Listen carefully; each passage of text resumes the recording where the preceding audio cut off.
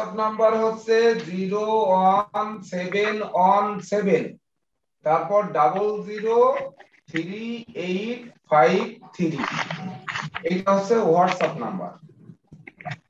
আর বিকাশ number হচ্ছে 01813235338, আর একটা হচ্ছে 0172747416768। এই দুটা হচ্ছে বিকাশ নাম্বার, বিকাশ পার্সোনাল নাম্বার। আর ইন্ডিয়া থেকে যারা আছেন, আপনাদের আইডি কার্ডের ক্ষেত্রে দেখা যাচ্ছে আপনাদের বিশেষ করে ওই আধার কার্ড, হয়তো ভোটার আইডি কার্ড নেই, ভোটার আই কার্ড নেই, তো সেক্ষেত্রে আপনাদের আধার কার্ড আছে, আধার কার্ড দিতে পারেন। এটা গ্রহণযোগ্য, অবশ্যই গ্রহণযোগ্য। যদি আধার কার্ডও না থাকে পাসপোর্ট দিতে পারেন। বা যেমন পরমারায় জিজ্ঞেস করেছেন যে আপনার তো ইয়ে নেই, মানে আইডি কার্ড নেই, কিন্তু আপনার তো পাসপোর্ট আছে, তো পাসপোর্টের কপি দিতে পারেন। পাসপোর্ট কিন্তু সব নাগরিকত্বের সব থেকে বড় পরিচয়। যে একটি আইডি কার্ড থাকতে পারে সবারই, বা জন্ম নিবন্ধন সবার থাকতে পারে, পাসপোর্ট কিন্তু সবার নেই। অর্থাৎ পাসপোর্টের কপি দিলেও কিন্তু হবে। তবে যদি কেউ নাম পরিবর্তন কোন রকমে করতে চান হবে না, অর্থাৎ একবারেই আপনারা দিবেন, আমি সেইভাবে মানি রিসিপ্ট দিব, আমার রেজুলেশন খাতায় সেইভাবে লেখা থাকবে, এই অনুযায়ী কিন্তু চলবে। আপনারা যতদিন শিক্ষার্থী থাকবেন বা যতদিন সংগঠনে থাকবেন, এমনকি ইন্টারন্যাশনাল কোনো সম্মেলনে যোগদান করবেন, সেক্ষেত্রেও আমরা আপনাদের এই যে নামগুলো পাঠাবো সেখানে ওই নামেই কিন্তু সার্টিফিকেট হবে। আপনারা যেখানে যে ফর্ম যেভাবেই ফিল আপ করুন না কেন, আমরা যেভাবে পাঠাবো ওইভাবেই হবে। এটা আপনাদের কাছে একটা চাওয়া আছে আমার। স্যার আমার কথা শেষ হয়েছিল না স্যার? হ্যাঁ বলেন স্যার। ওই যে আমার কি হার্ড কপি গুলো দেওয়া হয় না, এখন আমি স্যারের কাছে বলছিলাম যে হার্ড কপি গুলো আমি কোন ঠিকানায় পাঠাবো, ওই হার্ড ঠিকানাটা আমাকে কপি দাও। মোটেই দেওয়ার প্রয়োজন নেই, আচ্ছা যেহেতু আমাদের স্যার, ক্লাসই অনলাইন, তো হার্ড কপি দেওয়ার প্রয়োজন নেই। আপনি কালার ছবিটা দিয়ে দিন। ছবি আমি ছবি সহ আমার সার্টিফিকেট সবকিছু পাঠিয়ে দিছি আমার প্রেসিডেন্ট স্যারের হোয়াটসঅ্যাপে স্যার আমি, এবং আমি তথ্য সব দিয়ে দিছি ওইখানে। আচ্ছা ঠিক আছে, তারপর যে হার্ড কপি তাহলে প্রয়োজন উনি আছে। আমাকে ফরওয়ার্ড করে দিবেন, আমি ফরওয়ার্ড করে নিয়ে নেব আজকে। আর আরেকটা বিষয় স্যার, হ্যাঁ বলেন। আরেকটা বিষয় স্যার, ওই যে আমাদের এটা এই বছরের সেশনটা কাউন্ট কি জুন থেকে হচ্ছে স্যার? জুন টু জুন, মানে জুন টু মে, মে মাসে পরীক্ষা হবে আপনাদের। তাইলে স্যার আমি তো জুলাইয়ের লাস্টে জয়েন করছি, আগস্টে আমি আমার এই ফিটা দিছি, তাইলে আমার কিছু গ্যাপ আছে, পে করছি, আমি গ্যাপটা আগামী 2 মাসে ফিল আপ করে দিব স্যার। হ্যাঁ হ্যাঁ, কোনো সমস্যা নেই, স্যার এটা দিয়ে তারপরে রেগুলার হয়ে যাবে। একটু স্যার একটু বামে সরেন, আপনার নাম্বারটা লিখুন। নাম্বারটা বলবো, হোয়াটসঅ্যাপ নাম্বারটা হচ্ছে 01710003853। হোয়াটসঅ্যাপ নাম্বার তো সবার কাছেই আছে, সবাই তো কম বেশি নক করেন আমাকে। আর বিকাশ নাম্বার হচ্ছে 01818323538। আরে অবস্থা। আর একটা বিকাশ নাম্বার হচ্ছে 01727741768, পার্সোনাল বিকাশ নাম্বার। স্যার আমি একটু বলতাম স্যার। হ্যাঁ বলেন। স্যার বলতেছি যে আমি তো ছবি ছিলাম, আমার কি লাগবে? আমি সুভা বলতেছি ওই ছবি আর ওই যে ভোটার আইডি কার্ডের ফটোকপি ওইগুলো তো দিছিলাম আমি, যে আমার কি ছবি এগুলো দেওয়া লাগবে নতুন করে? যে দিছেন, আমি প্রয়োজনে আপনারা আরেকবার দিলেও তো এমন কোনো সমস্যা নেই, দিবেন আইডি কার্ডটা, ছবিটা, ওই সরি আইডি কার্ডটা আর মোবাইল নাম্বারটা শেষ করে ফেলেছি 1 থেকে 9 পর্যন্ত। তো এই সংখ্যা তত্ত্বের মাধ্যমে কিভাবে আমরা প্রতিকার করতে পারি, তো এখানে আমি একটি ছোট্ট গল্প দিতে চাই। প্রথম, এমন আপনারা শুনেছেন কিনা যে কেউ জন্মগ্রহণ করেছে ধরেন 5টি আঙ্গুল নিয়ে, কারো আঙ্গুল হয়তো কেটে যেতে পারে, এটা সাধারণত দুর্ঘটনা, অনেকেরই ঘটতে পারে, বা হাতটি কাটা যেতে পারে। কিন্তু এমনটি হয়তো মনে হয় শোনেননি, আমি জীবনে প্রথম শুনেছি যে কোনো ব্যক্তির মা মারা যাওয়ার পরে মধ্যমা আঙ্গুলটি ধীরে ছোট হচ্ছে, ছোট হতে হতে সেই আঙ্গুলটি অর্ধেক না হলেও মানে তৃতীয়াংশের বেশি। এটার রহস্য কি, এটার কারণটা কি নিয়ে বিগত এক সপ্তাহ যাবত আমি গবেষণা করতে করতে উনার প্ল্যানেটটিও আমি পকেটে রেখেছি। এ নিয়ে একটি ক্লাস আমি দিব, যে তবে এই প্রতিকারের মধ্যেই দিতে পারলে ভালো হতো। তথাপিও এই যে শনির আঙ্গুলটি ছোট হলো কেন, এর কারণটি, তার প্ল্যানেট কি বলে, কেন এমনটি হলো, তার নাম সংখ্যায় কি বলে, তার জন্ম তারিখ সংখ্যায় কি বলে, বা তার শনির অবস্থান কি বলে বুঝতে পারবেন। তো সেক্ষেত্রে তারা কিভাবে আপনারা এই জ্যোতিষশাস্ত্রীয় প্রতিকার দিবেন, এটা হচ্ছে আলোচ্য বিষয়। দেখুন ছবিটায় যদি দেখা যায় তাহলে দেখুন মধ্যমা আঙ্গুলটি কত ছোট হয়ে গেছে। দেখুন এটা কোনো এডিট করা ছবি নয়, কোনো এডিট করা ছবি নয়, সরাসরি রিসার্চ করার জন্য অনলাইনে আমার কাছে পাঠিয়েছে। এবং তার সঙ্গে আমি এক সপ্তাহে 5 বার যোগাযোগ করেছি, 5 বার তার সঙ্গে কথা বলেছি যে এটার রহস্য উদ্ঘাটনের জন্য।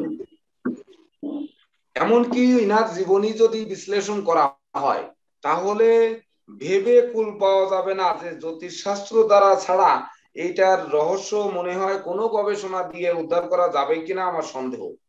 তো এটা আমরা পরবর্তীতে আসবো। তো আমাদের যেহেতু আজকে জানতে হবে যে সংখ্যা তত্ত্বে প্রতিকার পদ্ধতি কি।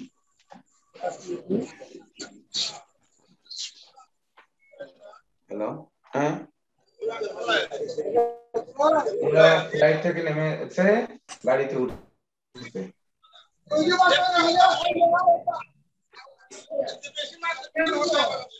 আমার এখানে একবার যাচ্ছে আসতেছে, কিন্তু 3 বার চলতেছে, এটা কিছু হবে না। ঠিক আছে, রাখলাম। তো সংখ্যা তত্ত্ব দ্বারা প্রতিকার করতে গেলে আমাদের কিন্তু কয়েকটা দিকে নজর রাখার দরকার। তো সংখ্যা তত্ত্বের প্রতিকার করতে কয়েকটা দিকে নজর রাখবো কোথায়? যেমন হতে পারে যে সেই ব্যক্তির হাত নেই, বা সেই ব্যক্তির জন্ম তারিখ সঠিক জানা নেই, বা জন্ম তারিখ জানে হয়তো সময়টা জানা নেই। তো সেক্ষেত্রে কিন্তু আমরা অ্যাস্ট্রোলজি প্রয়োগ করতে পারছি না। কিন্তু আমাদের দেখতে হবে কিন্তু যে প্রতিকার করার সময় আমরা পূর্বেই বলেছি যে প্রেডিক্টিভ অ্যাস্ট্রোলজিতে আমাদের নজর রাখতে হবে জন্ম ছকের উপর, তারপরে গোচর ছকের উপর, দশা অন্তর্দশার উপর, এবং এই নিউমারোলজির সংখ্যার উপর। তো আমরা আসবো আজকে সংখ্যা দ্বারা বা জন্মের আলোচ্য বিষয়। তো সর্বপ্রথম আসি, একটি লোকের ধরেন জন্ম তারিখ জানা আছে, হয়তো জন্ম তারিখটি এমন হলো যে 10/12 ধরেন 2010 ধরলাম, বা 2025 ধরি, একটু উলট পালট করে দিই, 2025 তো আসে নাই এখনো, তাহলে 2015 ধরি। এই 2015-তে জন্মগ্রহণ করেছে, 10ই ডিসেম্বর 2015-তে জন্মগ্রহণ করেছে, ধরুন এদিন মঙ্গলবার। আমরা কিন্তু এটা উদাহরণ স্বরূপ বলছি, এই মঙ্গলবারে জন্মগ্রহণ করেছে। এইবার সেই ব্যক্তি সময় জানে না, সময় না জানলে তো আপনি লগ্ন রাশি বের করতে পারছেন না। রাশিও তো দিনে একবার, আবার দেখা যাচ্ছে সকালে মেষ রাশি বিকালে বৃষ রাশি হতেও পারে, হতে পারে না, পারে তো। তো তাই যদি হয় তো আমাদের নিউমারোলজি দ্বারা বা সংখ্যা তত্ত্ব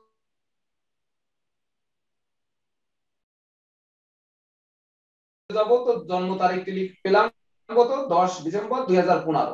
একে একক সংখ্যায় রূপান্তর করব, কিন্তু জন্ম তারিখ সংখ্যাকে আগে আলাদা করে ফেলবো। 1 তারিখ অর্থাৎ 10 তারিখ জন্মেছে মানে 1 তারিখে জন্মেছে, তার সঙ্গে মাস হচ্ছে 3, আর সাল হচ্ছে 5 আর 1 7 2 8।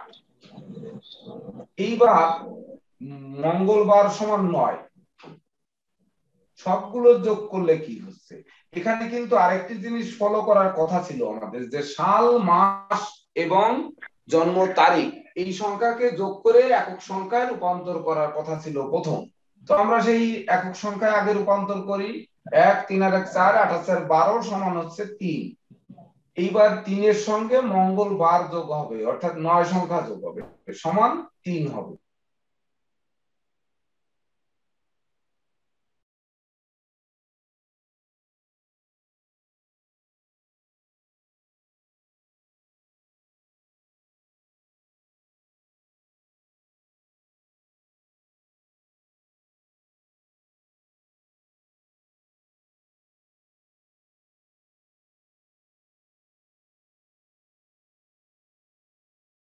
তাহলে আমরা রবি এবং বৃহস্পতির প্রতিকার কিন্তু নির্দ্বিধায় আমরা দিতে পারি, কিন্তু নির্দ্বিধায় দিতে পারি না।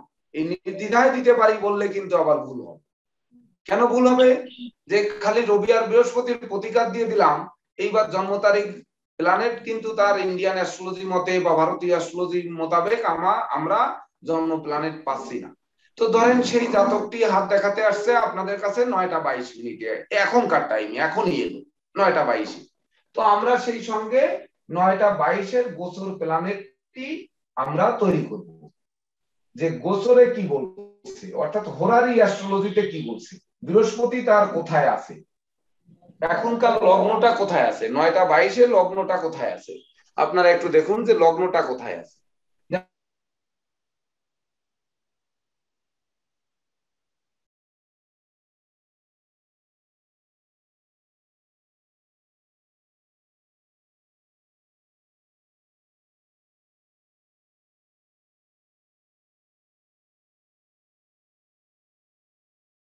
হ্যাঁ, কন্যা লগ্ন। আচ্ছা, তো কন্যা লগ্নে আছে বুধ আর শুক্র।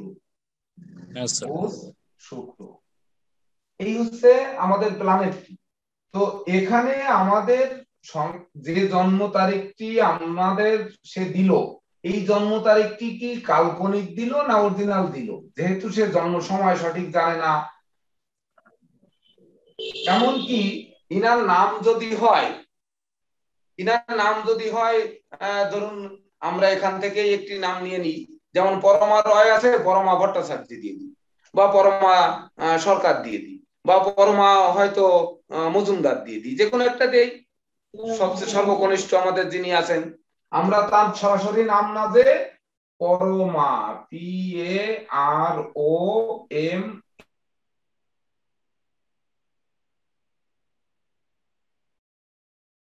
মিস্ত্রি দিলাম, যা আমাদের কেউ নেই এইরকম একটা দিলাম।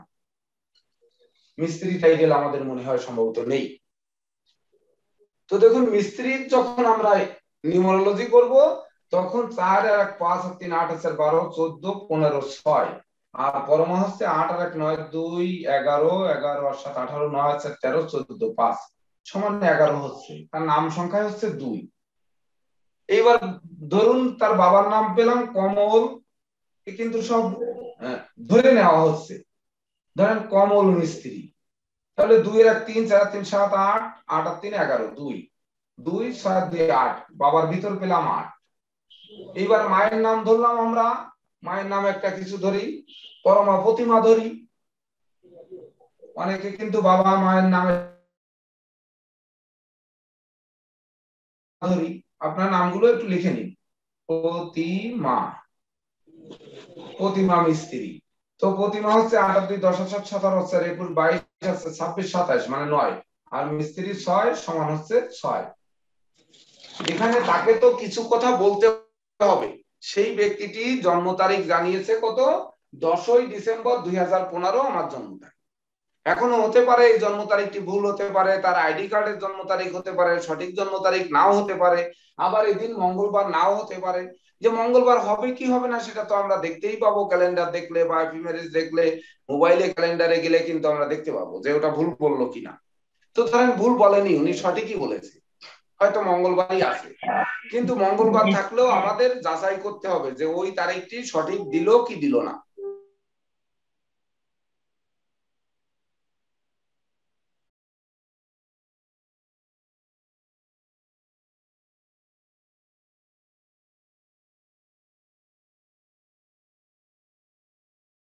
দুই ধরেছেন, সম্ভবত জয়ন্ত বাবু 2 ধরেছেন মনে হয়। হ্যাঁ, তার 4 আর 1 5, 1 হচ্ছে 3 8 আর 8 হচ্ছে 5 5 আর 3 8 হচ্ছে 12 12 14 আর 1 15 মানে 6ই হয়। স্যার মিস্টেক লিখতে কি লেখা হইছে স্যার? MISTRI। হ্যাঁ বুঝতে পারছি, আমি এই সেন্টেন্স স্যার এর জন্য। ও আচ্ছা, তো ধরুন আমরা এখানে ভুল বললো না সঠিক বললো, ভুল বললো আর সঠিক বললো এটা আমাদের কিন্তু দেখার বিষয় নয়। আমাদের দেখার বিষয় হচ্ছে যে নামগুলো তো আর সে ভুল বলছে না, বলছে কি বাবা মায়ের নাম, এটাও বলে কিন্তু যাচাই করতে পারে অনেকেই। কিন্তু সেক্ষেত্রে আমরা যদি বলি যে হ্যাঁ দেখি আপনার আইডি কার্ডটা দেন, তাহলে কিন্তু আমরা সেখান থেকে বের করতে পারতেছি। তো ধরুন আমাদের ভুল দিল আর সঠিক দিল, সে একটা বলেছে, আমরা সেই রকমই দেখলাম। তাহলে এখানে বাবার নামের মধ্যে আমরা পরমা মিস্ত্রির ভিতরে পেলাম কত, পরমা 5 আর মিস্ত্রির মধ্যে 6, অর্থাৎ তার নামের মধ্যে সব মিলে পেলাম কি চন্দ্র। চন্দ্র একটি পেলাম, জন্ম তারিখে পেয়েছি রবি আর বৃহস্পতি। তো এখানে চন্দ্র আরেকটি সংখ্যা আসছে। তো চন্দ্রের সঙ্গে তার বাবা কমল মিস্ত্রি হচ্ছে 8। এইবার চন্দ্রের সঙ্গে শনির শত্রুতা আছে কিনা, তাহলে তার বাবার সঙ্গে মিল কেমন আছে বা মিল আছে কি নেই এটা বোঝা যাবে। যদি আমরা বলি যে শনির সঙ্গে যেহেতু চন্দ্রের শত্রুতা আছে, অর্থাৎ শনির সঙ্গে চন্দ্রের শত্রুতা যেহেতু রয়েছে, বলা যাবে যে পরমা মিস্ত্রির সঙ্গে কমল মিস্ত্রি অর্থাৎ তার বাবার সঙ্গে মতের অমিল থাকবে। এইবার মতের অমিল থাকবে, এটা আমরা এই নিউমারোলজিতে পাচ্ছি, যেহেতু এখানে সংখ্যাই অমিল আছে, এখানে মতের অমিল আছে। তো সে যদি বলে যে হ্যাঁ আমার বাবার সঙ্গে মিলেমিশে থাকতে ভালো লাগে না, বা বাবার কথাবার্তা বাবার সঙ্গে ঘেঁষতে চায় না, বা মায়ের সঙ্গে ঘেঁষতে চায় না, মা একটি কথা বললে যেন তেলে বেগুনে জ্বলে ওঠে, এমন সন্তান কিন্তু অনেকেই আছে। তো সেক্ষেত্রে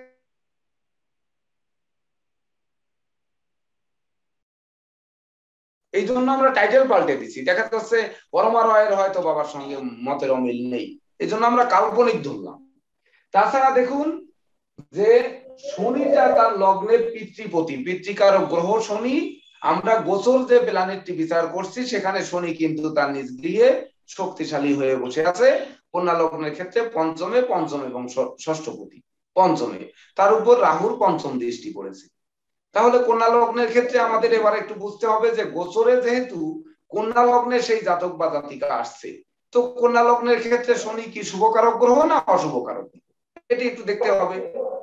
যদি কিন্তু ষষ্ঠপতিত্ব দোষ থাকবে, আর রাহুর দৃষ্টিতে কিন্তু কিছুটা দোষ থাকবেই, থাকবে না? রাহুর পঞ্চম দৃষ্টিতেও কিছুটা দোষ থাকবে, আবার সে ষষ্ঠপতিত্ব দোষও কিন্তু থাকবে। তার জন্য কিন্তু পরমা মিস্ত্রি হচ্ছে রবির তারিখে জন্মগ্রহণ করেছে, আর রবিটাও কিন্তু দ্বাদশে অবস্থান করেছে। অর্থাৎ রবিটা তার লগ্নের গোচরে যখন সে ভাগ্য দেখাতে আসছে, সেই লগ্নের দ্বাদশে অবস্থান করছে। তো দ্বাদশে ব্যস্ত হয়ে অবস্থান করার কারণে ধরে নেওয়া যায় যে এই পরমালয় যে জন্ম তারিখ দিয়েছে, এই রবিটাও কিন্তু দ্বাদশে মঙ্গলযুক্ত অর্থাৎ অশুভ হয়ে রয়েছে। আর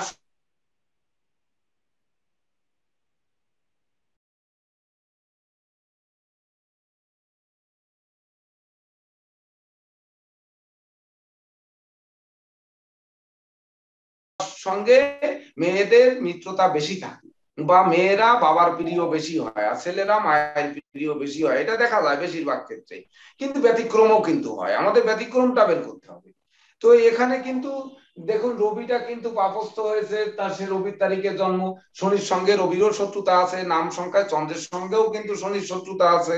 তো এই জায়গায় বলা যায় যে মতের অমিল আছে। উনি যদি মেনে নেয় যে হ্যাঁ মতের অমিল আছে, তাহলে আমরা কিন্তু একটি নোট পেয়ে গেলাম ওখান থেকে, যে তার কাছ থেকেই পেয়ে গেলাম, সেই কিন্তু ধরা দিল আমাদের যে হ্যাঁ এখানে শনির অশুভত্ব কিন্তু তার মধ্যে কাজ করছে।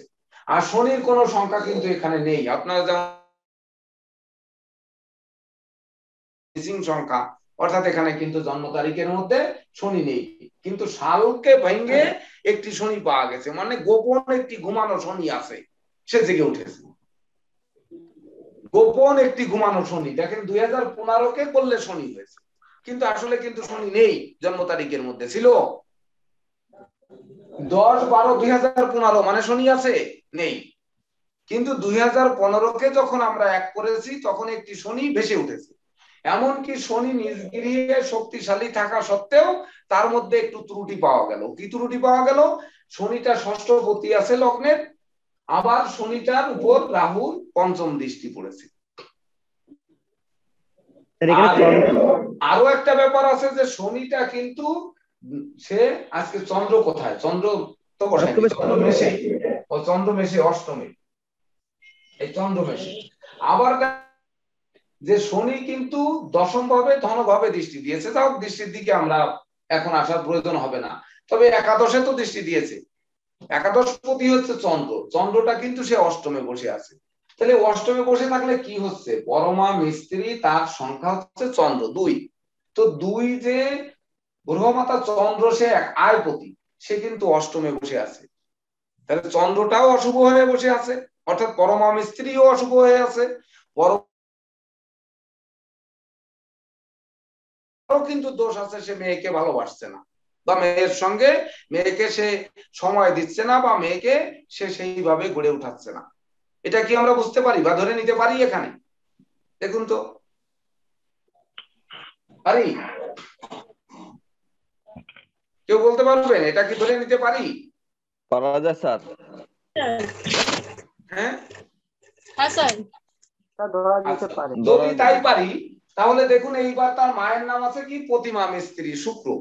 দেখুন প্রতিমা হচ্ছে মঙ্গল আর মিস্ত্রি সহ শুক্র 6। তো এইবার 6 এর সঙ্গে 2 মানে চন্দ্রের সঙ্গে শুক্রের শত্রুতা আছে কিনা। মূল তো আমাদের কাছে আসছে কিন্তু পরমা মিস্ত্রি, তো পরমা মিস্ত্রি মা কিন্তু আমাদের কাছে আসেনি, কিন্তু মার সংখ্যা পেলাম আমরা 6 অর্থাৎ শুক্র। তো শুক্রটা কেমন, তার হাতের শুক্রের অবস্থান দেখুন, তার প্ল্যানেটের শুক্রের অবস্থান দেখুন। কন্যা লগ্নের ক্ষেত্রে লগ্নে শুক্র, বুধ শুক্র একসঙ্গে বসে আছে, এটা শুক্র কেমন অবস্থানে বলেন? কন্যা লগ্নের ক্ষেত্রে শুক্র লগ্নে অবস্থান শুভকারক, আর যেহেতু লগ্নপতি বুধের সাথে তার শুক্রের মিত্রতা সম্পর্ক রয়েছে, তারপর তার এই লগ্নের ক্ষেত্রে শুক্র শুভ গ্রহ। শুক্র কন্যা লগ্নের ক্ষেত্রে স্যার বুধ, শুক্র এবং শনি শুভ গ্রহ। শুক্র ধনপতি এবং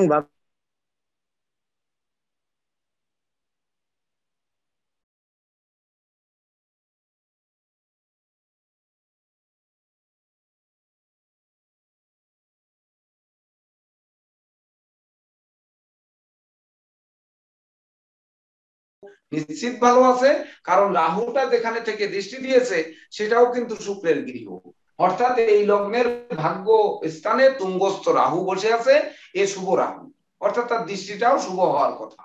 যেহেতু ও তো চন্ডাল না, ও তো বদমাইশ না, বা সে তো তুঙ্গ হয়ে ভালো জায়গায় বসে আছে, তো ভালো দৃষ্টিটা অন্তত তার উপরে আসবে। কন্যা লগ্নের ক্ষেত্রে যেহেতু শুক্র ধনপতি এবং ভাগ্যপতি তার লগ্নে বসে আছে, মায়ের আদর্শ, মায়ের সঙ্গে মিল, এগুলো অনেকাংশে পাওয়া যাবে। তো যদি তাই পাওয়া যায় তাহলে এখানে আমরা প্রতিকারটা কি দিব, এটা হচ্ছে আমাদের প্রশ্ন। আমাদের প্রশ্ন হচ্ছে প্রতিকারটা কি দিব। বাবার সঙ্গে তার সাংঘর্ষিক আছে, তাহলে এটা তো মিটাতে হবে, না মিটালে তো আসলে ভালো কিছু হবে না। তাছাড়া পরমা মিস্ত্রি হচ্ছে পরমা 5, সেই 5কে জন্ম দিয়েছে যে, সেটাকে তো আমরা পরমাকে জন্ম দিল হচ্ছে, কারেন্টটা এত ডিস্টার্ব, 8 1 2 7 4 1। তো পরমাকে জন্ম দিয়েছে শনি রবি চন্দ্র কেতু রাহু এবং রবি। এটা অনেক গভীরে যেতে হবে আমাদের বিচার করতে, তো আমরা ওদিকে না যাই। কিন্তু পরমা মানে বুধ, বুদ্ধিমান মানুষ, বিচক্ষণ মানুষ, এমনকি বা বুদ্ধিমতী মানুষ, বিচক্ষণা মানুষ। হ্যাঁ স্যার কমলের যে স্পেলিংটা লিখছেন স্যার, কি কমলের স্পেলিংটা কিভাবে লিখছেন স্যার? আমার তো 6 আছে স্যার, কমলের বানানটা স্যার এ হচ্ছে 2, এক হচ্ছে 3, এম হচ্ছে 4, 2 3 4 আর কে 5, আর এল হচ্ছে 3 8।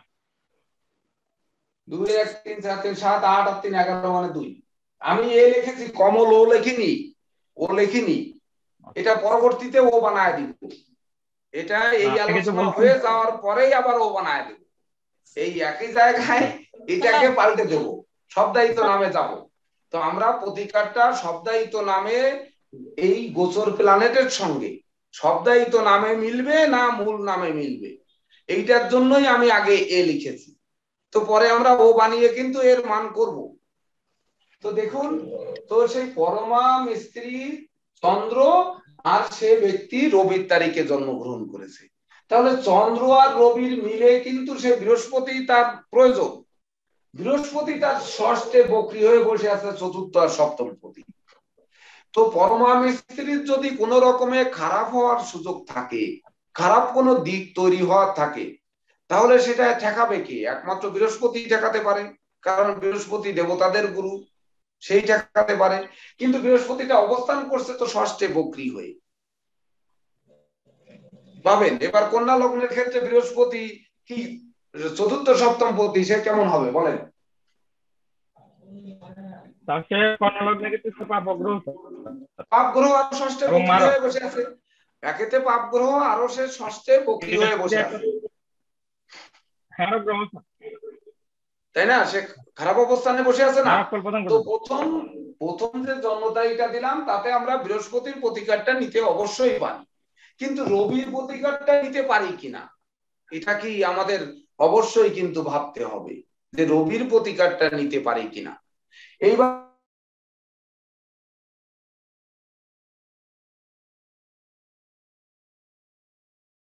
কমল যখন তার সপ্তাহিত নাম হবে তখন কিন্তু তার মান হবে 2 আর 1 3 4 3 7 আর 7 14 আর 3 17 8 আর 8 16, এখানে হবে 8 আর হচ্ছে 6 হচ্ছে মিস্ত্রি, 8 আর 6 14 মানে 5। এইবার কমল মিস্ত্রি হচ্ছে 5, আবার প্রতিমা মিস্ত্রি হচ্ছে 6। তাহলে যখন সপ্তাহিত নামে চলে যাব তখন হবে বুধ বাবার সঙ্গে।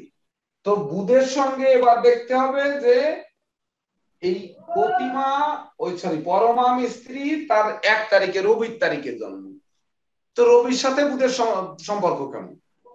ভালো, নিশ্চয়ই ভালো। ভালো স্যার, অবশ্যই ভালো, বুধাদিত্য যোগ তৈরি করতেছে, এটা তো ভালো। আচ্ছা, যে বুধের সঙ্গেও রবির সম্পর্ক নিশ্চয়ই ভালো। আর এই প্ল্যানেটে রবিটা কোথায় আছে? রবিটা অশুভ জায়গায় আছে, দ্বাদশে আছে। তবে দ্বাদশপতি কিন্তু সে নিজ গৃহে 10 তারিখে জন্মগ্রহণ করেছে। শক্তিশালী রবি, কিন্তু শক্তিশালী রবি। এমনকি রবি সে দ্বাদশে থাকতে পারে কিন্তু ব্যয়ের ঘরে থাকতে পারে, সে কিন্তু আবার তৃতীয় অষ্টমপতি মঙ্গল সেই রবির মিত্র গ্রহকে সঙ্গে নিয়ে সে কিন্তু অবস্থান করছে, করছে না? করছে। তো এইটা যদি তাই করে, তার উপর বৃহস্পতির কিন্তু সপ্তম দৃষ্টিও পড়েছে, বৃহস্পতির কিন্তু সপ্তম দৃষ্টিও কিন্তু এই রবির উপরে পড়েছে। বলছেন আমি একটা জানুয়ারি লিখে দিলাম। এইবার এখানে 5টা তারিখ বলুন, যে কোনো 5টি তারিখ। 24 প্রথম 24 লিখলাম, তারপর 4 বলেছেন কি লিখলাম? 22 লিখলাম, হ্যাঁ লিখলাম। আরো দুটো বলুন। 11 লিখলাম, 18 দেন স্যার। 18 লিখলাম। এইবার বলুন, আমরা এখান থেকে যে কোনো কোনাকুনি নিব, হয়তো এই প্রথম তারিখ নিব, তার সঙ্গে মাঝখানের মাস নিব, আর লাস্টের সাল নিব, অথবা যদি এভাবে বলেন তাহলে এভাবে নিব, যদি বলেন সোজা নিতে তাহলে সোজা নিব, আর তো কোনো ভাবে নেওয়ার সুযোগ নেই। এবার বলুন কোন ভাবে নেব বলেন? কোনাকুনি নেন স্যার। 22 মাঝখানেরটা কোনাকুনি নেন স্যার, কোনাকুনি। কোনাকুনির পক্ষে বেশি না মাঝখানের পক্ষে বেশি? কোনাকুনি নেন স্যার। হাত জায়গা কোনাকুনি স্যার, কোনাকুনি স্যার। কোনাকুনি বেশি হচ্ছে। কোনাকুনি স্যার। তাহলে এবার বলুন আমি 24 নিব না 18 নিব? এই দুটোর একটা। 18 নেন, 18। 18 কয়জন আছেন? হাত জাগান। 18 কয়জন আছেন? 18 নেন স্যার। বলেন 18তে বেশি না 24-এ বেশি? 18 নেন স্যার। নিলাম 18। তাহলে 18/9/1983 প্ল্যানেটটি বের করুন, এখনকার সময় দেন। 18/9/1983, 18/9/1983 লিখুন। 18/9/1983 এই প্ল্যানেটটি বের করুন। 9 9 18 19 9 9 আর 1 10 1 8 1 9 9 3 12 3 9 3 12 12 3 9 3 12 সমান 3। দেখেন এই দিন কি বার তা আগে দেখেন। প্ল্যানেটটি বের করুন, বার দেখুন। স্যার লগ্ন তুলা, লগ্ন তুলা, লগ্নে শনি, তুলা লগ্ন, লগ্নে শনি। ও কালো কালি দিয়ে লিখি। আর 10 হ্যাঁ, লগ্নে শনি। 19 20 হ্যাঁ বলেন এইবার। দ্বিতীয় কেতু এবং বৃহস্পতি অর্থাৎ বৃশ্চিকে, বৃশ্চিকে কেতু বৃহস্পতি, সপ্তমে অর্থাৎ বৃষে রাহু, বৃষে রাহু, মঙ্গল কর্কটে স্যার, কর্কটে মঙ্গল, সিংহতে স্যার সূর্য শুক্র, শুক্র এবং সূর্য স্যার, শুক্র রবি। হ্যাঁ স্যার চন্দ্র এবং বুধ স্যার কন্যায়, চন্দ্র বুধ হচ্ছে কন্যায়।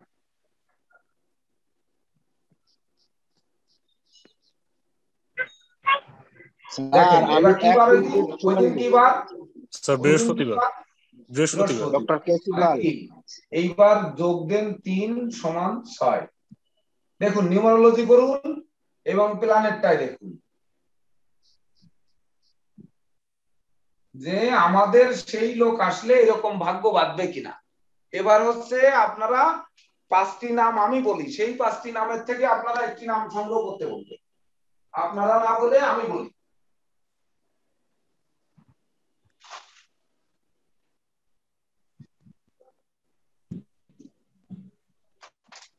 ধরেন আমার এই প্রশ্নোত্তর পর্বে যারা বিভিন্ন রকম লোকজনে প্রশ্ন করে, এই কাগজের ভিতর থেকে আমি 5টি নাম বলি, এর ভিতর থেকে কোনটা নিব?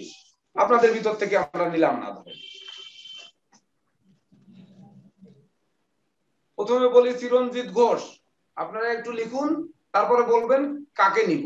চিরঞ্জিত ঘোষ লিখুন, তারপরে লিখি গৌতম, ও ইনি আবার ঘোষ। আচ্ছা গৌতম রয় লেখেন, টাইটেল পাল্টাইলেন, গৌতম রয়। এবার লিখুন শুভ বিশ্বাস, তারপর লিখুন ইমন সাহা, এইবার মৃত্যুঞ্জয় কর্মকার। 5 জন হয়ে গেল। এবার বলুন এর ভিতর থেকে কার নামটি নিব? এখনো কেউ সংখ্যা বের করে পারেননি, বলেন কার নামটি নিব? ইমন সাহা। ইমন সাহা সংক্ষেপ হয়ে গেল। বাহ, ইমন, IMON সাহা, নিলাম ইমন সাহা। এইবার ইমন সে কিন্তু এ দিয়েও লিখতে পারে, ও দিয়েও লিখতে পারে। সে বলবে আমি তো অবশ্যই এ দিয়ে লিখি, ইমন, এই AN। এইবার ইমনে হচ্ছে 5 আছে 9 10 আর 5 15 6, আর সাহা হচ্ছে 1 3 আর 1 4 5 আর 9 আর 1 10 হচ্ছে 1 সমান 7। আর যখন আমরা ইমন আসবো 5 4 9 9 7 16 16 আর 5 21 মানে 3, সাহা 1 সমান 4। এই পেলাম আমরা নাম। আমরা নামটাকেও কিন্তু ধরে আনিনি। ধরেন এখন যে আসছে আমার এখানে গতকালকে প্রশ্নোত্তর পর্ব করেছি, 12টা শীট আছে, তার ভিতর থেকে একটি নিলাম। তো আমাদের দেখতে হবে যে সে জন্ম তারিখটি পেলাম কিন্তু 18ই সেপ্টেম্বর 1983। 18ই সেপ্টেম্বর 1983 ইনি হাত দেখাতে আসছে 27 তারিখে। আজকে 27শে আগস্ট 2021। দেখেন তো যে 18 তারিখটা কেন নিলেন আপনারা? ওই 27 তারিখ রয়েছে বিদায় 18 তারিখটি নিলেন।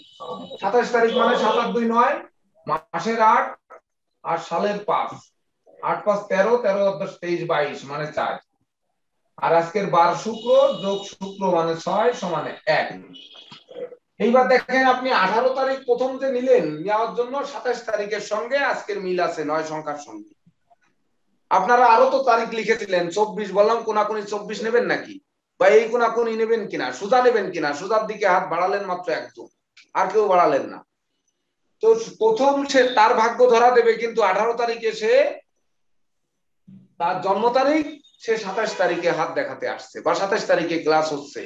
এটা কিন্তু প্রথম ধরা গেল যে মঙ্গলের সে জাতক হতে পারে। এইবার মঙ্গলের সঙ্গে তার মাস এবং সাল যোগ করলে হচ্ছে বৃহস্পতি। তো বৃহস্পতি এইবার গোচর প্ল্যানেটে কোথায় আছে? তার নাম সংখ্যার মধ্যে বৃহস্পতি আছে, ইমন। ইমন লেখে IMAN, কিন্তু লোকে বলবে ইমন। দেখুন তার নাম সংখ্যার মধ্যে কিন্তু বৃহস্পতি রয়েছে, যার জন্য তার সালে মাসে মিলে এবং জন্ম তারিখ সাল মাস মিলে 3 বৃহস্পতি হচ্ছে, হয়েছে তো। এইবার তার জন্ম বারটি বৃহস্পতি, সেই বৃহস্পতি বার মিলে হচ্ছে তার শুক্র। তো এইবার শুক্রটির পরে আমাদের গুরুত্ব দিতে হবে শুক্র বৃহস্পতি মঙ্গলের উপর। শুক্র বৃহস্পতি এবং মঙ্গল, তাছাড়া তার ইমন সাহা মিলে যে রাহু হচ্ছে, দেখুন আজকের জন্ম তারিখ সংখ্যা 985, মানে 27শে আগস্ট 2021 সমান রাহু 4, আর এদিকে ইমন সাহা পেলাম 4 রাহু। তো এইবার আমরা এই কয়টি সংখ্যাকে নিয়ে দেখি না, প্রথম হচ্ছে 9 তারিখে সে জন্মেছে, তার সালে মাসে মিলে পাচ্ছি 3 বৃহস্পতি, এইবার বার সহ পাচ্ছি শুক্র, তার নামের মধ্যে পাচ্ছি 4, আর আজকের জন্ম তারিখেও কিন্তু পাচ্ছি। এইটাকে আগে একটা কাতারে রাখতে হবে, এই এক কাতারে এই 4টি সংখ্যা আমাদের দেখতেই হবে। এইবার আজকের দিনে সে যখন ভাগ্য দেখাতে আসলো, সেই দিনে আছে তার 9 এবং 4 আর হচ্ছে 1। এইবার এই দুটোর মধ্যে ব্যাখ্যা করুন তার চরিত্র বা তার অবস্থান, তার কি প্রতিকার দেবেন, কি দিলে সে উপকৃত হবে। করুন, দেখেন দেখা যাচ্ছে ও পাশে, আমি এই পাশে আসি, এবার দেখা যায় তো? হ্যাঁ স্যার। হ্যাঁ, এইবার দেখুন ইমনের ভিতর 3 বিধায় আমি একটি 3ই নিয়েছি, আর একটি 3 কিন্তু নেইনি, এই জন্ম তারিখের 3। তো এখানে আরো একটি 3 কিন্তু আমাদের আসে এই। তো দেখুন এইবার আমাদের দেখতে হবে তুলা লগ্ন। তুলা লগ্নের লগ্নে শনি বসে আছে তুঙ্গস্থ হয়ে। শনির কোন সংখ্যা কি তার জন্ম তারিখের মধ্যে আমরা পেয়েছি? শনি তার চতুর্থ এবং পঞ্চম পতি। তুলা লগ্নের ক্ষেত্রে শনি কি? একাই রাজ্য। হ্যাঁ, একাই রাজ্য শনি।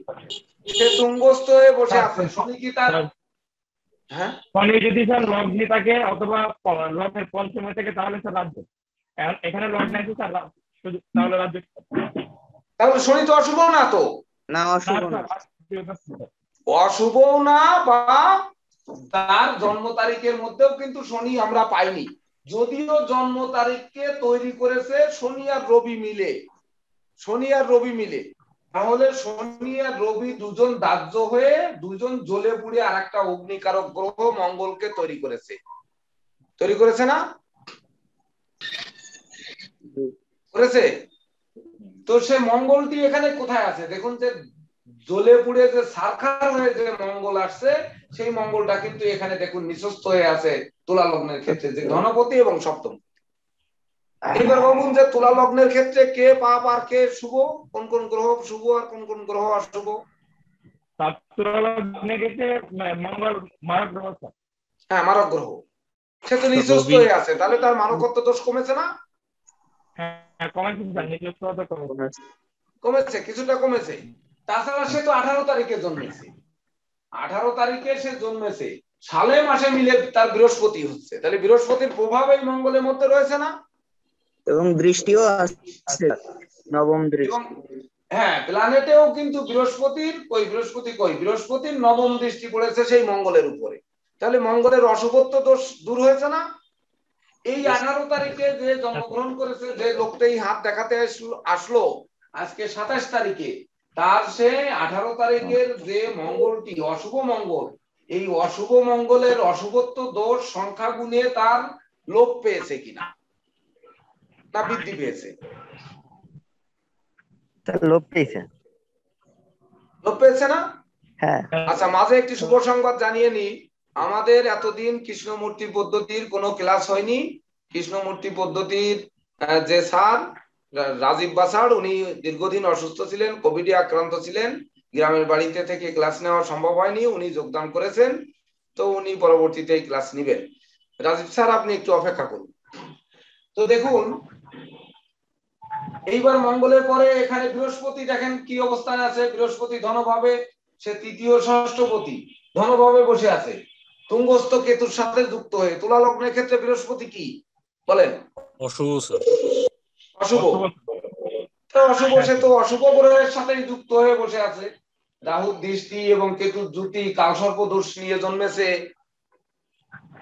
সে তো অশুভ হয়েই বসে আছে। তো আগের প্ল্যানেটে যে আমরা বৃহস্পতির প্রতিকার দিতে বললাম, আগের যখন জন্ম তারিখটি তৈরি করলাম আমরা একটা কল্পিত তারিখ, সেখানে বৃহস্পতির প্রতিকারের কথা বলা হলো। তো এখানে বছরেও কিন্তু বৃহস্পতি বক্রি আছে, বৃহস্পতির প্রতিকারের কথা বলা হয়েছে। তো এই জন্ম প্ল্যানেটে দেখুন তো বৃহস্পতির প্রতিকারের কথা বলা যায় কিনা, দেখেন তো, ভেবে দেখেন হবে যায় কিনা। দেখেন জন্ম তারিখে কিন্তু তার জন্ম তারিখ আর নাম মিলে দুটো বৃহস্পতি রয়েছে, মঙ্গলের সাথে যোগ করলে আবার সেই বৃহস্পতি হবে। তার ভিতর শুক্র আর রাহু, এইবার শুক্র আর রাহুর আমরা প্রতিকার দিব কি দিব না, কারণ রাহু অষ্টমে নিধন স্থানে তুঙ্গস্থ, তার প্রতিকার কি দেব? নিধন স্থানে যেহেতু তুঙ্গস্থ রাহু, এর প্রতিকার দেওয়া যাবে বলেন? তার তুঙ্গস্থ রাহুর প্রতিকার দিলে তো স্যার তার ক্ষমতা আরো বেড়ে যাবে, তার আর কুক্ষমতা বেড়ে বৃহস্পতি যাবে। তার প্রতিকার করে না স্যার। কুক্ষমতা বেড়ে যাবে না? হ্যাঁ স্যার। তো যখন খারাপ হ্যাঁ স্যার। ক্ষমতা তার বেড়ে যাবে তখন তো সে সকল কিছুকে ধ্বংস করবে, আরো কালসর্প দোষে জন্মগ্রহণ করা জাতক বা জাতিকা। তাহলে এখানে কিন্তু আমরা রাহুর প্রতিকার দিতে পারছি না, পারছি? না স্যার। পারছি, কিন্তু বৃহস্পতির না। প্রতিকার কিন্তু আমরা দিতে পারছি, এবং বছরেও কিন্তু বৃহস্পতির প্রতিকার দিতে পারতেছি। আবার জন্ম তারিখের মধ্যে সে যে সংখ্যা দিয়েছে তাতে বৃহস্পতির প্রতিকার দিতে পারছি। ইমন সাহা হচ্ছে তার লিখিত নাম, কিন্তু শব্দায়িত নাম হচ্ছে ইমন, সেখানে বৃহস্পতি পেলাম, বৃহস্পতির প্রতিকার দিতে পারছি। কিন্তু ইমন সাহা মিলে যে রাহু হচ্ছে 4, এখানে জন্ম তারিখের মধ্যে রাহু আমরা পাইনি। আর হচ্ছে আজকের যে দিনে সে ব্যক্তি ভাগ্য জানতে আসছে সেদিনে কিন্তু রাহু পেয়েছি, কিন্তু রাহুকে পেয়েও এই রাহুকে অ্যাভয়েড কেন করতে হবে? মঙ্গলের সঙ্গে রাহুর ঘোর শত্রুতা। রাহু মঙ্গল কখনোই শুভ ফল দাতা নয়, এক গৃহে অবস্থান করলে সেই গৃহকে ধ্বংস করে দেয়। স্যার লগ্ন তাছাড়া সাপেক্ষে রাহু, স্যার হ্যাঁ, লগ্ন সাপেক্ষে তুলা লগ্ন সাপেক্ষে তৃতীয় এবং ষষ্ঠপতি হচ্ছে বৃহস্পতি, শুক্র হচ্ছে লগ্ন এবং অষ্টপতি। তো সেক্ষেত্রে শুক্র রবিযুক্ত হয়ে রাহুর দশম দৃষ্টি প্রাপ্ত হয়ে আছে, সেক্ষেত্রে কি স্যার শুক্র প্রতিকার করা যায়? হ্যাঁ, শুক্রের প্রতিকারে আসবো। আমাদের ওখানে কিন্তু শুক্র সংখ্যা কি, শুক্রের সংখ্যা কিন্তু ডাইরেক্ট পাইছি, বার সংখ্যা দিয়ে শুক্রের সংখ্যা আমরা ডাইরেক্ট পাইছি, পাইছি না? জি স্যার। তো শুক্র আমাদের কিন্তু একাদশে বসে আছে রবি যুক্ত হয়ে, তুলা লগ্নের ক্ষেত্রে লগ্নপতি এবং রাহুর দশম অষ্টমপতি দৃষ্টি যুক্ত একাদশে। স্যার। হ্যাঁ, রাহুর, স্যার শনির দশম দৃষ্টি স্যার। হ্যাঁ শনির দশম দৃষ্টি। রাহুর দৃষ্টি কোথায়? সপ্তম, অষ্টম, নবম, কই তাও বা কই? শনির দশম দৃষ্টি কিভাবে পড়ে শুক্রের উপর? শনির একাদশ দৃষ্টি। সপ্তম, অষ্টম, নবম, দশম দৃষ্টি তো মঙ্গলের উপর পড়েছে, মঙ্গলের উপর। হ্যাঁ স্যার। শুক্রের উপর তো শনির পড়েনি। দৃষ্টি নেই স্যার। না স্যার, না না, মঙ্গলের শুক্র কথা বলছিলাম। শুক্র রবির উপরে তো শনির দৃষ্টি পড়েনি। না স্যার।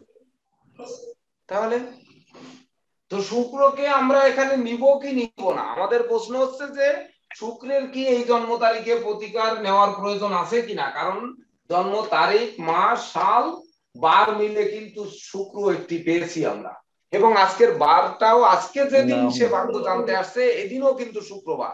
তো শুক্রটি কিন্তু একাদশে বসে আর রবি আছে। শুক্র নাকি স্যার দারিদ্র যোগ সৃষ্টি করে স্যার।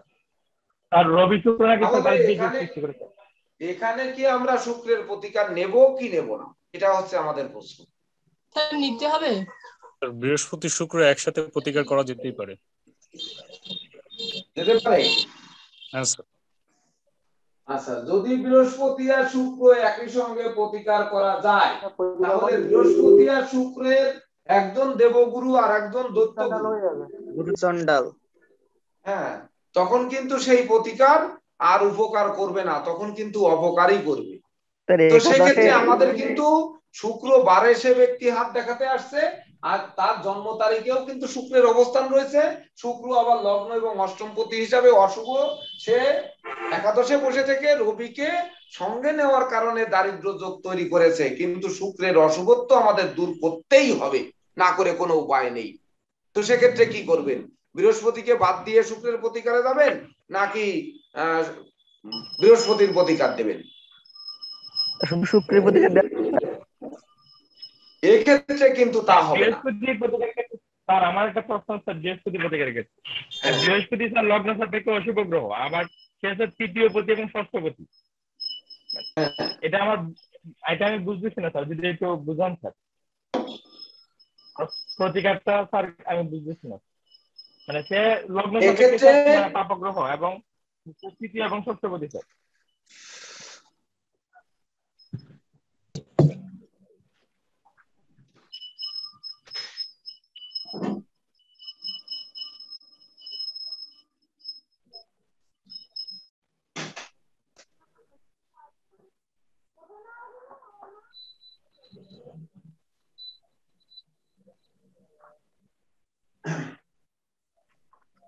তো এক্ষেত্রে বৃহস্পতি তুলা লগ্নের ক্ষেত্রে, যেহেতু তুলা লগ্নের ক্ষেত্রে আমরা দেখছি শুক্র অষ্টমপতি সে একাদশে বসে আছে, আবার লগ্নপতি একাদশে বসে আছে। তো একাদশে যেহেতু আয়ভাবে শুক্র রবির সাথে যুক্ত করে সে দারিদ্র যোগ তৈরি করেছে, কিন্তু দারিদ্র যোগটাকে তো তার দূর করতে হবে। তার যদি অভাবী অনটন দূর না হয় তাহলে তো তার মানসিক শান্তি হবে না। অর্থই তো অনর্থের মূল তৈরি হবে। অর্থের অভাব যখন থাকবে তখন তো সে চুরি করবে, ডাকাতি করবে, বদমাইশি করবে, বা ধরুন অসৎ পথে উপার্জন করতে যাবে। তাকে আপনার ভালো করতে হবে না,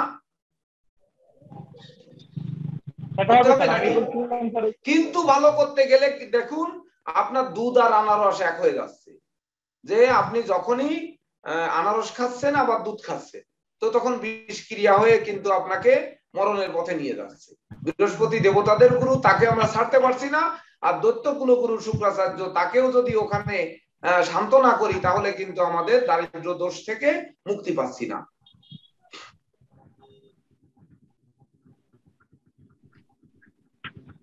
ঠিক কিনা?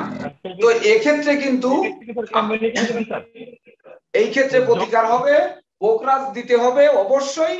পোকরাজটি সাদা পোকরাজ দিতে হবে, যে শুক্র এবং বৃহস্পতির একসঙ্গে কাজ করবে। অথবা শুক্রের ডায়মন্ড দিতে গেলে ইয়েলো ডায়মন্ড দিতে হবে, যেটা শুক্র বৃহস্পতিরও কাজ করবে, একসঙ্গে কাজ করবে। এটিকে আলাদা প্রতিকার কখনোই দেওয়া যাবে না। যখন এখানে কয়েকটি নোট আপনারা রাখতে পারেন, যে সব সময় তো আর সব রত্নের সঙ্গে সাংঘর্ষিক রত্ন কি দেওয়া যাবে। যখন এই রকম জয়েন্ট গ্রহের সমস্যা হবে তখন আপনারা কি প্রতিকার দেবেন, এক্ষেত্রে কিন্তু একটি আপনাদের নোট, সাধারণ নোট রাখার দরকার। টপ আপনারা লিখে নিন যে যখন দেখবেন যে রবি এবং মঙ্গল একসঙ্গে খারাপ হয়েছে, সেই সঙ্গে শনিও খারাপ হয়েছে। শনি রবি মঙ্গল তিনটি গ্রহ একসঙ্গে খারাপ, এক্ষেত্রে কি করবেন? শনি রবি মঙ্গল, টপ করে লেখেন শনি রবি মঙ্গল, এই তিনটি যদি একসঙ্গে খারাপ থাকে, তিনটিকেই আমাদের শান্ত করতে হবে বা ভালো করতে হবে। তখন আপনি শনির সঙ্গে ইন্দ্রনীলা দিতে পারছেন না, অথচ ইন্দ্রনীলার সঙ্গে কিন্তু রক্ত প্রবাল দিতে পারছে। তো এক্ষেত্রে আপনারা রক্তমুখী নীলা, কিন্তু শনি রবি এবং মঙ্গল তিনটি গ্রহের একসঙ্গে কাজ করে, এক্ষেত্রে রক্তমুখী নীলা দিতে হবে। কখনো শনির আলাদা প্রতিকার, রবির আলাদা প্রতিকার, মঙ্গলের রক্ত প্রবাল একসঙ্গে দেওয়া যাবে না, আলাদা আলাদা ভাবে দেওয়া যাবে না, এটি রক্তমুখী নীলা দিতে হবে। এইবার যদি তিনটাই প্রশমন হবে, হ্যাঁ একটা রত্নেই তিনটে গ্রহ প্রশমিত হবে। এইবার যদি কখনো আমরা পাই যে বৃহস্পতি আর শনি একসঙ্গে খারাপ আছে, এই দুর্মূল্যের বাজারে সবাই কি আর দুটি রত্ন কিনতে পারবে কিনা? যদিও বৃহস্পতি আর শনির দুটি প্রতিকারই একসঙ্গে কিন্তু দেওয়া যায়, যেমন ইন্দ্রনীলা আর পোকরাজ দুটোই সাফায়ার গ্রুপের রত্ন, দুটোই একসঙ্গে দেওয়া যায়। তো দুটো কিনতে গেলে ইন্দ্রনীলারও যেমন দাম, পোকরাজেরও তেমন দাম, তো দুটো কেনার সামর্থ্য তার নেই। সেক্ষেত্রে কি করবেন? সেক্ষেত্রে পীতম্বরী নীলা দিবেন, যেটা শনি অর্ধেক শনি থাকবে, অর্ধেক বৃহস্পতি থাকবে, মানে অর্ধেক নীলা অর্ধেক পোকরাজ। মিউট করুন। আচ্ছা, ভিভো 2015 27 করা, আপনার পরিচয় পাইনি, আপনি কি নতুন যোগদান করেছেন? আমাকে বলছেন নাকি স্যার? হ্যাঁ হ্যাঁ আপনাকে বলছি স্যার। আমি গত শুক্রবার সকালে জয়েন দিলাম তো স্যার। হ্যাঁ গত শুক্রবার সকালে জয়েন দিলাম স্যার। বুঝতে পারিনি স্যার, আমাদের সাথে ছিল কি নাম? গত শুক্রবারে নতুন জয়েন দিছে গত শুক্রবারে। ও আচ্ছা, কি নাম? নারায়ণ চন্দ্র দেবনাথ। ও আচ্ছা আচ্ছা, তা আপনি ওখানে নাম লেখেননি কেন? বুঝতে পারতেছেন আপনি নাকি কষ্ট হচ্ছে? না স্যার, বুঝতে পারছি স্যার। আচ্ছা, তো শনি আর রবি যখন একসঙ্গে দুটি গ্রহকে আমরা খারাপ পাবো তখন কিন্তু আমরা পীতম্বরী নীলা দিব। স্যার উনি স্যার আর বৃহস্পতি একজন আছে স্যার, হ্যাঁ, আর একজন আছে দীপালি রানী বিশ্বাস, এটা তো চিনি না। না উনি হচ্ছে ভট্টাচার্য বাবু। না ভট্টাচার্য বাবু তো এটা ব্যবহার করতে পারবেন না। বাদ দিয়ে হ্যাঁ, বাদ ব্যবহার দিয়ে করতে পারবেন না। কথা বলি ওনার কথা দুটো বলি মোবাইল ওই চুপ একটু করে আগে থাক আপনি ওনার মোবাইলে ঢুকেছিলেন, ওনার একটা নষ্ট মোবাইলে যখন কাজ না করে তখন বৌদির মোবাইলটা ধার নেয়। না না, নারায়ণ বাবু ওনার নাম লিখবেন। উনি যেহেতু উনি নূতন, ওনার ওকে বলছি ভিভো 2015 জায়গায় নারায়ণ বাবুর নাম লিখবেন।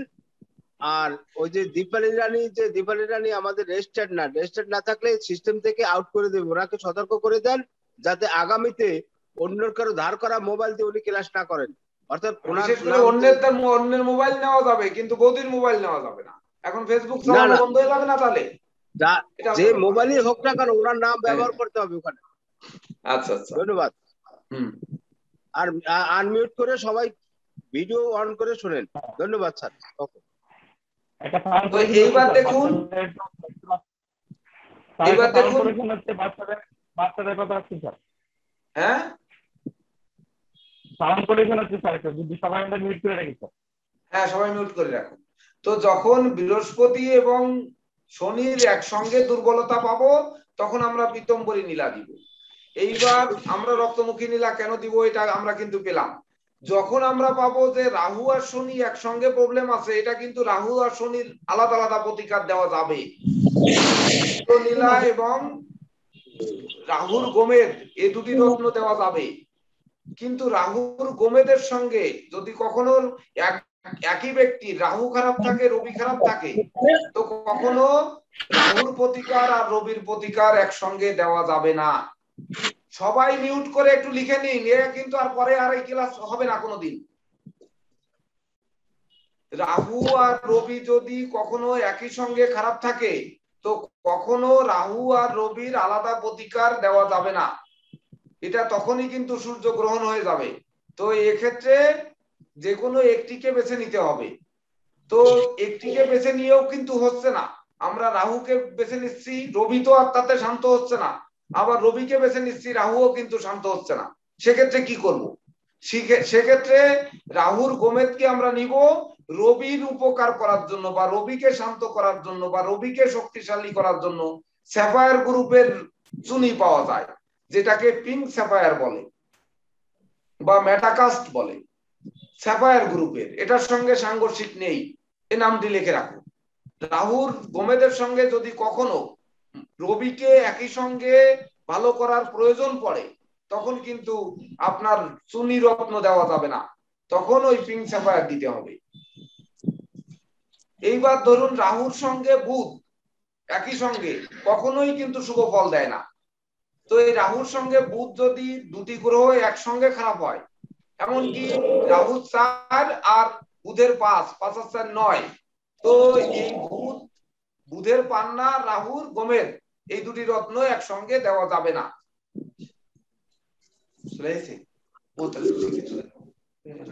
বাসায় চলে যাও, বাড়ি এসে বসে গেছে, তাহলে উপরে জিবাইকে উঠতে বলো, ক্লাব আসতে বলো, শিখিয়ে যাও।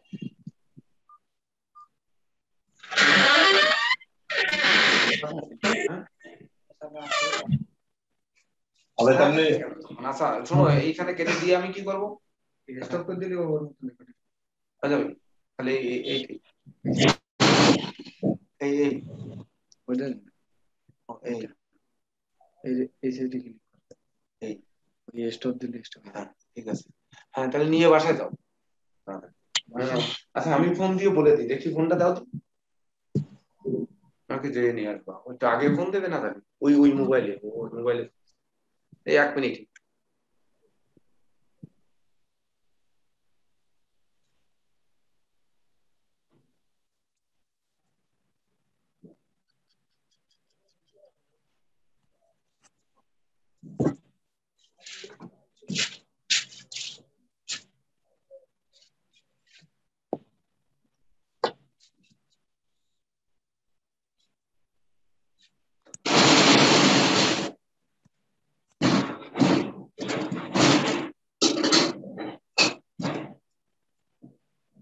চলে আসা বা ওখানে অপেক্ষা করতে লাগে না, সেটা টাইম বুঝি। ওইখান দিয়ে তো আমরা যাবো। তো যখন আমরা এই রাহুর সঙ্গে, হ্যাঁ থাকে একটা গেট মারা আছে, গেট তাড়াতাড়ি যাও, তুমি তাড়াতাড়ি যাও। এইবার রাহুর সঙ্গে যখন বুধের অশুভত্ব পাওয়া যাবে তখন কিন্তু বুধেরও প্রতিকার রাহুর সঙ্গে দেওয়া যাবে না, চন্দ্রের অশুভ পাওয়া গেলেও কিন্তু চন্দ্রের মুক্তা দেওয়া যাবে না। তাহলে সেক্ষেত্রে আমরা বুধের প্রতিকার আমরা কিভাবে করব? রাহুর সঙ্গে বুধও দুর্বল, তো সেক্ষেত্রে আমরা প্রতিকার করব কিভাবে? এটার কিন্তু একটা বিশেষ প্রশ্ন থেকে যাবে। তো এটার কোনো বিকল্প প্রতিকার কিন্তু নেই। বুধ চন্দ্রের প্রতিকার একসঙ্গে হবে না স্যার? না, হবে না, কিন্তু চন্দ্রের প্রতিকারের ব্যবস্থা আছে, কিন্তু বুধের প্রতিকারের কোনো ব্যবস্থা নেই। এটা কোনো ক্রমেই হবে না, এটা একেবারে লিখে রাখেন, এর কোনো বিকল্প ব্যবস্থা নেই। যে কোনো একটিকে বেছে নিতে হবে, এর বিকল্পটা হবে না। রাহু আর বুধের একসঙ্গে প্রতিকার হবেই না, এটার কোনো বিকল্প পদ্ধতি নেই।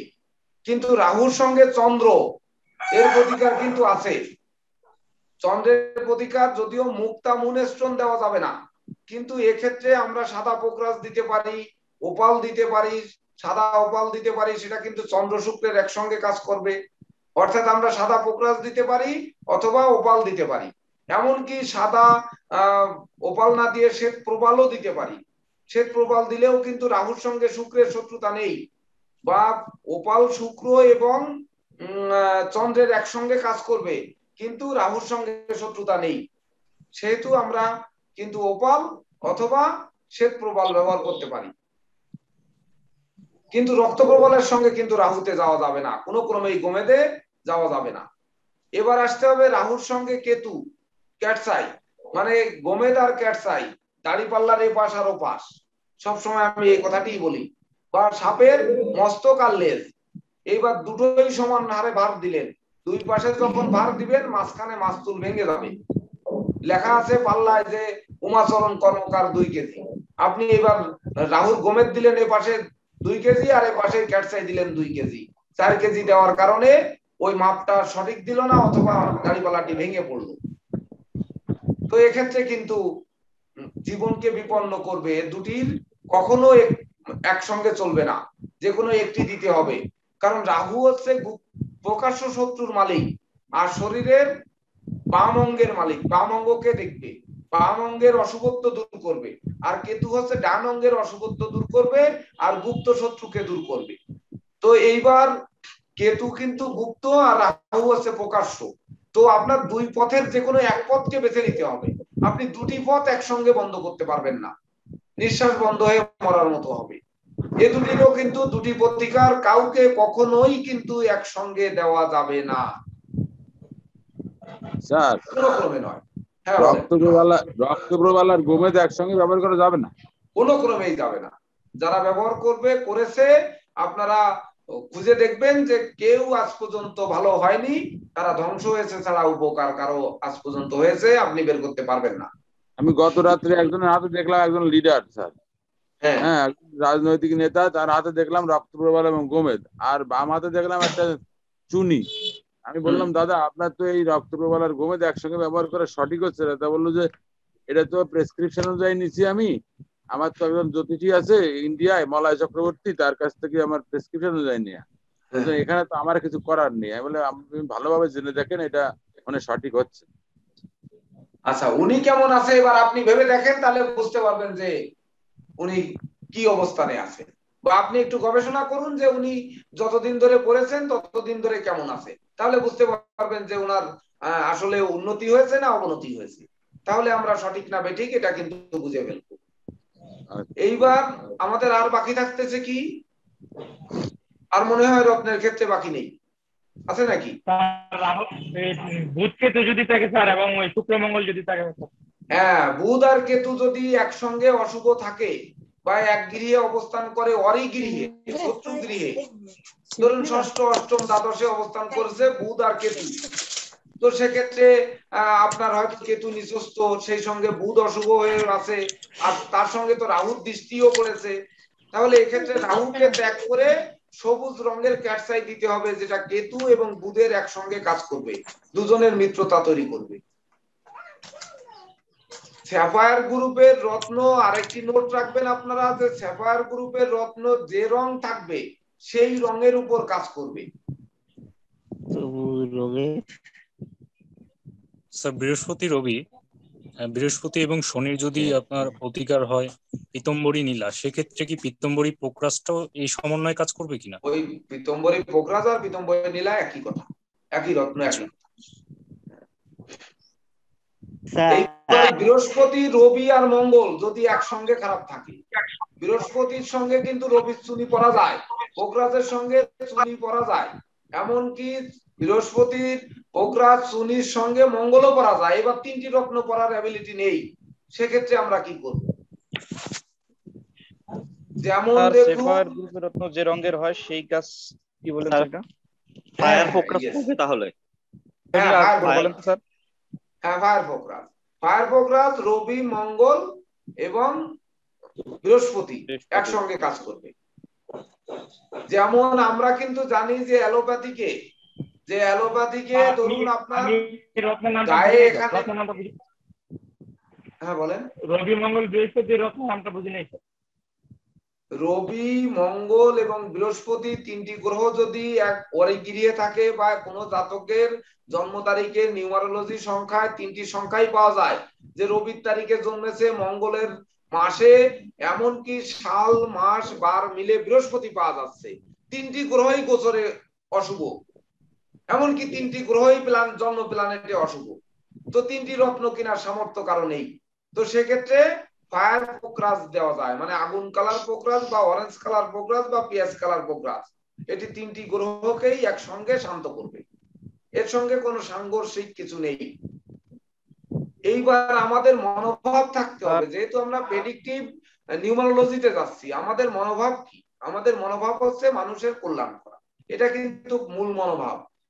যে ব্যক্তি আসবে সে কিন্তু ভাগ্যের একটা বিপর্যয়ে পড়ে তবেই না কিন্তু জ্যোতিষের শরণাপন্ন হয়েছে। এইবার জ্যোতিষের শরণাপন্ন হয়েছে, আমরা যদি চাই যে ঠিক আছে এই রুগীটাকে আরো রোগ বাড়ায় দাও, একবার বাড়াই একবার কমাই, এই করে করে সারা জীবন ধরে রাখি, এটা এক ধরনের মানসিকতা আছে। আর এক ধরনের মানসিকতা আছে যে এই রুগীকে আমি দ্রুত ভালো করে দিই, তাহলে তার বন্ধু বান্ধব আত্মীয় পরিজন সবাইকে আমি পাবো। এই দুটোর মধ্যে লাভ কোনটা? সেই রুগীকে রোগে ভুগিয়ে, ধরুন যেমন এই আমাদের ভট্টাচার্য বাবু বললেন যে আমি এক ব্যক্তিকে দেখলাম যে সে রাহুর গোমেদ, রক্তপ্রবাল এবং পান্না বা রুবি একসঙ্গে পড়ে আছে, সে নেতা মানুষ এবং নেতা মানুষ কারো সাজেশনে পড়েছে, আমি 100% গ্যারান্টি দিয়ে বলতে পারি যে ওনার কোনো ঊর্ধ্বগতি নেই, বরং অধঃপতন হয়েছে। তো যদি এটি হয়, তো আমাদের উদ্দেশ্য কি তাকে ভুগিয়ে ভুগিয়ে আরো পাথর বিক্রি করা, না তাকে সুস্থ করতে পারলে, দ্রুত ভালো করতে পারলে আমরা দ্রুত দেখা যাচ্ছে তার বন্ধু বান্ধব আত্মীয় পরিজন ছেলে মেয়ে তাদেরও কিন্তু পেতে পারি। তো জনপ্রিয়তা বাড়ানোর ক্ষেত্রে, উপার্জন বাড়ানোর ক্ষেত্রে ফুল ফ্যামিলি ধরার চিন্তা করা ভালো, নাকি একটি মাছ ধরে নিয়ে বা যাকে পেয়েছি তাকেই আজীবন চিকিৎসা করা ভালো? কোনটা ভালো বলেন? যখন আপনি মানুষ সৃষ্টির সেরা জীব, যখন একককে ধরে রাখার চেষ্টা করবেন, তার যখন দিন দিন অধঃপতনে যাবে, সে কিন্তু আর আপনার ধরা থাকবে না, সে কিন্তু তখন অন্য জায়গায় ধাবিত হবেই। কিন্তু একক ব্যক্তিকে আমরা ধরে রাখবো এই কারণে, একক ব্যক্তিকে আমরা এই কারণে ধরে রাখবো যেন সে তার আত্মীয় স্বজন সবাইকে আমার কাছে পাঠাইছে। একেবারে একবারই তাকে আমি উপকার করতে পারবো, তখন সে তার সমস্ত আত্মীয় স্বজনকে আমার কাছে পাঠাবে। এখানে একটা বিষয় আছে, বিষয়টা হচ্ছে তাকে সঠিক অ্যাস্ট্রোলজিও জানতে হবে এবং যে রেমেডি নেবে তার ভাগ্যেও থাকতে হবে। হ্যাঁ, দুটোর মিলন থাকতে হবে। ভাগ্যে তার আপনার কাছে আশা আছে, তাই কিন্তু সে আসছে আপনার সঙ্গে, তার হাত দিয়ে, মানে আপনার হাত দিয়ে যদি তার মুক্তি থাকে তাহলে সে মুক্তি পাবে। এটা তো আমরা বিচার বিশ্লেষণ অবশ্যই করব। এক্ষেত্রে কিন্তু আমি দেখেছি যে এমনও জায়গা আছে ভারতবর্ষে যেটি ব্যাংকের মতো কম করে 50টা কাউন্টার করা আছে, একটি ঘরের মধ্যে 50 জন জ্যোতিষ বসেন, ওই 50 জন জ্যোতিষের গেটে একজন বিশেষ অ্যাসিস্ট্যান্ট থাকেন। কোন ভাগ্যফল প্রত্যাশী যখন ভাগ্য জানতে আসেন এই জ্যোতিষ হাউসে, তখন ওই গেটে যে থাকবে উনি তার নাম ধাম সিরিয়াল লিখে তার হরস্কোপ তৈরি করে দেখবেন যে কোন জ্যোতিষীর হাত দিয়ে ইনার মুক্তি হতে পারে বা উন্নতি হতে পারে সেই কাউন্টারে পাঠাবে। এইবার ধরুন আমার মতো চালাক চতুর লোক যদি হয় তাহলে কি করব, ওই যে লোকটা গেটে আমাদের যে অ্যাসিস্ট্যান্ট আছে ওকে আমি বলবো তোকে আমি প্রতিদিন 1 লাখ টাকা দেবো, যত লোক আসবে আমার সাথে মেলে এইভাবে তুই আমার কাছে পাঠাই দিবি। হবে তা কি হবে? 30 লাখ টাকা পেয়ে সে দেবে না আমাকে? দেবে? এত টাকা তো সে বেতন পায় না, সে তো বেতন পায় 10,000 বা 20,000, দেবে না কি? আরে এত সময় লাগে কেন উত্তরে? এত টাকা পাইলে সে দেবে না? হ্যাঁ দেবে। দেবে তো? অবশ্যই স্যার। এইবার দেবে না, বরং আমার ওই জায়গা থেকে জ্যোতিষ বিচার করা থেকে আমাকে পেদাইয়ে বাইর করে দেবে। কারণ ওইখানে যে 50 জন জ্যোতিষ আছে 50 জনে যা জানে ওই তার থেকে বেশি জানে ওলা লোক হচ্ছে তাদের অ্যাসিস্ট্যান্ট। কারণ সেই বিচার করে বের করে যে কার মাধ্যমে এর মুক্তি হবে। অর্থাৎ জ্যোতিষের বাপ হচ্ছে ওই 50 জনের বাপ হচ্ছে ওই অ্যাসিস্ট্যান্ট, অথচ সে কিন্তু জ্যোতিষ করছে না, সে সামান্য বেতনভুক্ত কর্মচারী। তার ক্ষমতা আছে কিন্তু এই জ্যোতিষকে আউট করা, কিন্তু জ্যোতিষের কিন্তু ওই কর্মচারীকে আউট করার ক্ষমতা নেই। অর্থাৎ বুঝতে হবে আগে যে আমার কাকে প্রভাব দিতে হবে, কোন গ্রহকে প্রভাব দিতে হবে বা শক্তিশালী করতে হবে, আর কোন গ্রহকে দুর্বল করতে হবে। একই রত্ন কখনো কখনো গ্রহকে শক্তিশালী করে, আবার কখনো কখনো কিন্তু গ্রহকে দুর্বল করে। তো এক্ষেত্রে আমাদের জানার মধ্যেও কিন্তু কিছু ত্রুটি বিচ্যুতি থেকে যায়। তো আমরা যখন এর পরে প্রেডিক্টিভ অ্যাস্ট্রোলজি পামিস্ট্রিতে যাব, যখন প্রেডিক্টিভ অ্যাস্ট্রোলজি ইন্ডিয়ান অ্যাস্ট্রোলজিতে যাব, আমাদের কেপি স্যার যখন কৃষ্ণমূর্তি পদ্ধতির মাধ্যমে প্রেডিক্টিভে যাবেন, যখন আমাদের প্রেসিডেন্ট স্যার লুসুগ্রিডের মাধ্যমে প্রেডিক্টিভে যাবেন, বা আমাদের প্রিন্সিপাল স্যার যখন প্রেডিক্টিভে যাবেন, সকল কিছুর মিলন কিন্তু ঘটাতে হবে। অর্থাৎ আজকের ক্লাসকে আপনাদের নোট করে রাখতে হবে যে এই প্রত্যেক স্যারের ক্লাস যখন প্রেডিক্টিভ অ্যাস্ট্রোলজি বা প্রেডিক্টিভ লুসুগ্রিড, প্রেডিক্টিভ কেপি, তারপরে প্রেডিক্টিভ সনাতন, এই সবগুলোকে কিন্তু আবার এক জায়গায় মিলিত করতে হবে, করে তারপরে কিন্তু আপনাদের এই বিচারগুলো করতে হবে। অর্থাৎ এখানে আমি ছোট্ট একটি গল্প না দিয়ে পারছি না। ছোট্ট একটি গল্প বলতে এমন যে আমরা প্রতিহিংসা বা আমরা একটু যখন কম বুঝি তখন কিন্তু পণ্ডিত বেশি হই। দেখবেন যে অনেক ডাক্তাররা মানে যারা সামান্য ওই ডাক্তারির নরমাল পাস করা, যেগুলো ওই ওষুধের দোকান দিতে গেলে শুভম বিশ্বাস বলতে পারবে মনে হয়, ওটাকে কি বলে, ডিপ্লোমা কি পাস করে আসা যায় ওষুধের দোকান দেওয়ার জন্য? ফার্মেসি। ফার্মেসি, ফার্মাসিস্ট, ফার্মাসিস্ট না ফার্মেসি। 6 মাসের কোর্স আছে না, 6 মাস 1 বছরের ডিপ্লোমা কোর্স আছে না মেডিকেলের, পরীক্ষা দিতে হয়। হ্যাঁ, এইরকম কোর্স করে যারা আসে তারা ধরেন আপনার এখানে একটা টিউমার হয়েছে, একটা ফোড়া হয়েছে, আপনি তার কাছে যাবেন, যে গেলি অমনি দেখবেন যে ফুসায় কাটিয়ে ওর ভিতরে মাল বের করে দিবে, আপনার ফোড়া সেরে গেছে, আর ওর ভিতরে অ্যান্টিবায়োটিক ব্যথার ওষুধ দিয়ে দিলে আপনার ফোড়া সেরে গেল।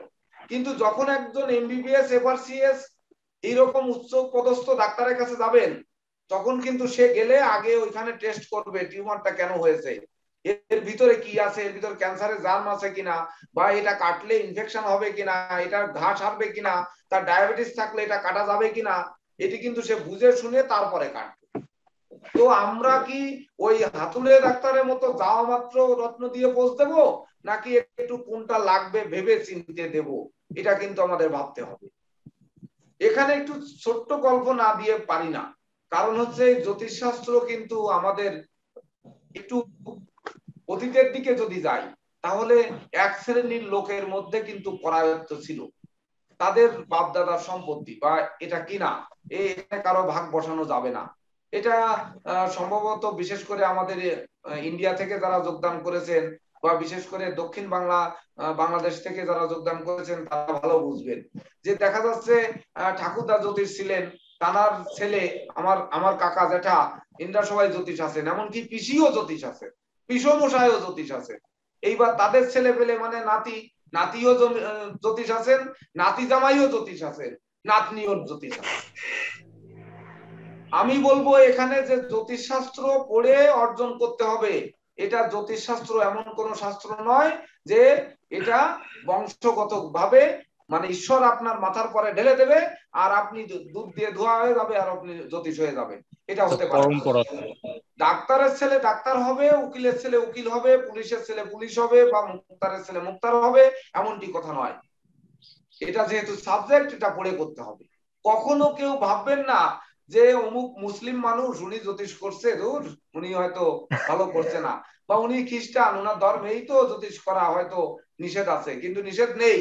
যিশু খ্রিস্টের ছবির পিছনেই কিন্তু প্রতীয়মান হয় যে তার ছবির পাশে যে কুমারী নারীরা আছে সেটা কৌমার্য এবং ইসের ওই যে 7টা গ্রহের প্রতীক, এভাবে কিন্তু ধরা হয়।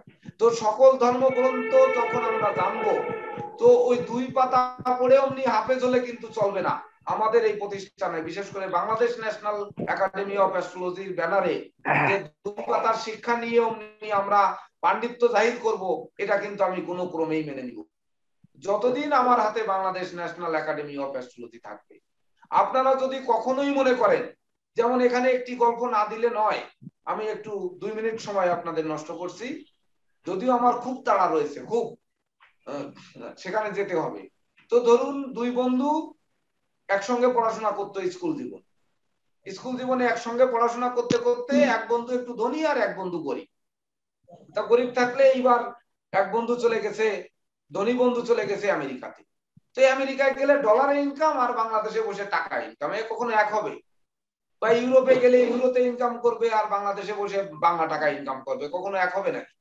তাহলে তো আর মানুষ এই জীবন বাজি রেখে আফ্রিকা সাঁতরে ডলফিনের পিঠে উঠে আমেরিকায় যাওয়ার স্বপ্ন দেখতো না, মাছের পিঠে উঠে আমেরিকায় যাওয়ার স্বপ্ন নিশ্চয়ই মানুষ দেখতো না যদি ভালো না। তো সে আমেরিকায় যে প্রচুর উপার্জন করে বাড়িতে একটি মানে বৃহৎ বাড়ি করেছে, 4 তলা বাড়ি, কিন্তু 4 তলা মানে প্রত্যেক তলায় ডুপ্লেক্স, সমান 8 তলা একটি বাড়ি তৈরি করেছে। আর এই বন্ধুর সঙ্গে চিঠি লেখে সব সময়। এই বন্ধু হচ্ছে হতদরিদ্র গরিব, একসঙ্গে পড়াশোনা করতো, গলায় গলায় বন্ধুত্ব ছিল, কিন্তু সেই বন্ধু হচ্ছে গরিব চাষা। সে লেখাপড়া শিখে পাশ করে কোনো চাকরি পায়নি, বেকারত্বের অভিশাপ নিয়ে এসে ওই জমি বর্গা নিয়ে, অপরের জমি বর্গা নিয়ে ধান চাষ করে, কিন্তু ধান মাজরা পোকায় খেয়ে ফেলে, ওষুধ কিনে ওষুধ দেওয়ার টাকা নেই, সার কিনে সার দেওয়ার টাকা নেই, প্রত্যেক বছর লস খেয়ে খেয়ে খেয়ে না খেয়ে তার জীবন কাটে মানবেতর ভাবে। তো এই আমেরিকার বন্ধু কিন্তু চিঠি লেখে, আমি দেশে এসে তোকে এত ডলার দেবো, তাই নিয়ে তুই একটা ব্যবসা করবি, মানে তোকে ফুলেও ভেবে মানে অনেক ধনী বানায়। তা বেশ ভালো, সেই আশায় আশায় বসে রয়েছে। এবার বন্ধু দেশে আসছে, দেশে আসলে এয়ারপোর্টে রিসিভ করতে গেছে, রিসিভ করে নিয়ে আসছে, নিয়ে তার বাড়িতে গেছে। বাড়িতে যখন গেছে যে দেখে কি যে এখানে তো সর্বনাশ ঘটে গেছে। প্রথম ড্রয়িং রুমটা বই দিয়ে সাজানো, সেখানে এত দামি সোফা, তার উপরে বসতেই ওর লজ্জা লাগতেছে, ওরে বাপরে এখানে আমি বসবো, আমার প্যান্টের ধুলা যদি তার সোফায় লেগে যায়, ও যদি মাইন্ড করে, আন্টি যদি মাইন্ড করে, মানে তার মা যদি মাইন্ড করে, তো আমি কি করব? আমার তো তখন ফ্লোরে বসে পড়তে হবে, মানে এত পরিমাণে পরিষ্কার পরিচ্ছন্ন ঝকমকা, মানে মার্বেল বসানো বাড়ি। সেখানে যে দেখছে ড্রয়িং রুমে তাকের ঘরে সাজানো রয়েছে নিচেরটা গীতা, তারপর একটা হচ্ছে আপনার কোরআন, বা তারপর একটা হচ্ছে আপনার ত্রিপিটক, উপরেরটা বাইবেল।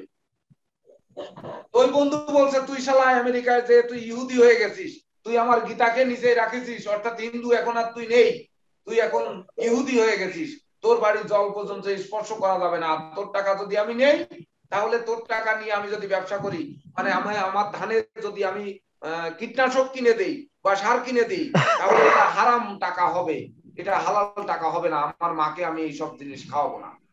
এমনকি আমি আমার জীবনে দেখেছি যে সুন্দরবনের পাশে যেহেতু আমার বাড়ি, সুন্দরবনে ব্যবসা প্রতিষ্ঠান, সুন্দরবনে ডাকাতি করতেন সেই মানে শক্তিশালী ডাকাত, প্রত্যেকদিন ডাকাতি করতেন সুন্দরবনে। সেই ডাকাত মানে একদিন মার জন্য গরুর মাংস কিনে নিয়ে গেছে। 1992-93 সালে ওইখানে জিয়া বাহিনী বা বিভিন্ন বাহিনী, নাম করা বাহিনী ছিল, সেই বাহিনী যখন অস্ত্র জমা দিয়ে গ্রেপ্তার হয়, অনেক এই এরা গ্রেপ্তার হয় আর কি, আমাদের এই যে রাজীব বাসার স্যারও বলতে পারবে, কিন্তু যে অনেক ডাকাত যখন গ্রেপ্তার হয় তখন এরা একটু দুর্বল হয়ে যায়, তখন গা ঢাকা দেওয়ার জন্য অনেকে অনেক রকম ব্যবসা করে, কেউ চানাচুর মুড়ির ব্যবসা, কেউ এসে কোনো একটা দোকানপাট দিয়ে নিয়ে বসে আর। তো এই দোকানপাট নিয়ে বসছে, আমাদের সঙ্গে একটু কম বেশি তাস খেলে দুপুর বেলায়। তো হঠাৎ একদিন সে তার মা বাবাকে কোনোদিন মুঠো ভাত খাওয়ার জন্য বা মায়ের হাতে 2টি টাকা কোনোদিন দেয়নি। বাবা অসুস্থতায় মারা গেছে, তার চিকিৎসার খরচ কোনোদিন দেয়নি, একটু ডাক্তার দেখায়নি।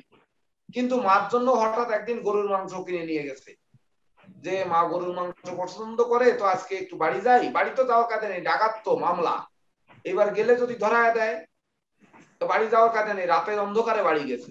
তো বাড়ি যাওয়ার সময় ওই গরুর মাংস কিনে নিয়ে গেছে। তা তার মা গেলে বলছে, তুই তো সুন্দরবনে ডাকাতি করা টাকার, তুই তো ডাকাত, তোর ওই আনা, তোর ওই উপার্জনের টাকার মাংস আমি খাবো না, ওটা হারাম মাংস। তো তখন ও বলতেছে, ওর নাম রফিক, সে রফিক বলতেছে যে আম্মা এটা হারাম টাকার ইয়ে নয়, মাংস নয়, এটা হালাল টাকার মাংস। তো হালাল আর হারাম তুই কি করে বুঝলি? তো হচ্ছে আম্মা, আমি ওই রাস্তায় যখন দোকানে যাচ্ছিলাম, তখন রাস্তার উপর দিয়ে একটা কাঁকড়া হেঁটে যাচ্ছিল, সেই কাঁকড়াটা ধরে নিয়ে বিক্রি করেছিলাম 400 টাকা, তাই দিয়ে এই গরুর মাংস কিনে নিয়ে আসছি। তো কাঁকড়া তো আমাদের সমাজে আরো অবৈধ, মানে আরো হারাম, কাঁকড়া তো মোটেই খাওয়া যাবে না। সেই কাঁকড়া বিক্রি করা টাকা দিয়ে তুই গরুর মাংস কিনে এনে আমাকে খাওয়াচ্ছিস, হারাম জাদা, বেরো তুই বাড়ির থেকে। তখন রফিক বলছে যে না মা, এই কাঁকড়াটা আমাদের হুজুর বলেছে যে কাঁকড়াটাকে পশন নদীতে 7 বার চুগনি দিবি, 7 বার ডুবাবি আর উঠাবি, 7 বার ডুবায় উঠায় তারপরে নিয়ে বিক্রি করবি। তো আমি তাই বিক্রি করেছি, আর বিক্রি করে যে টাকা হবে সেইটাও পশন নদীতে 7 বার ওই টাকাটা চুবাতি বলেছে আর উঠাতি বলেছে, উঠায় সেই টাকা আমি হালাল করে সেই টাকা থেকে গরুর গোশত নিয়ে আসছি, মা তুমি খেতে পারো। বুঝলেন?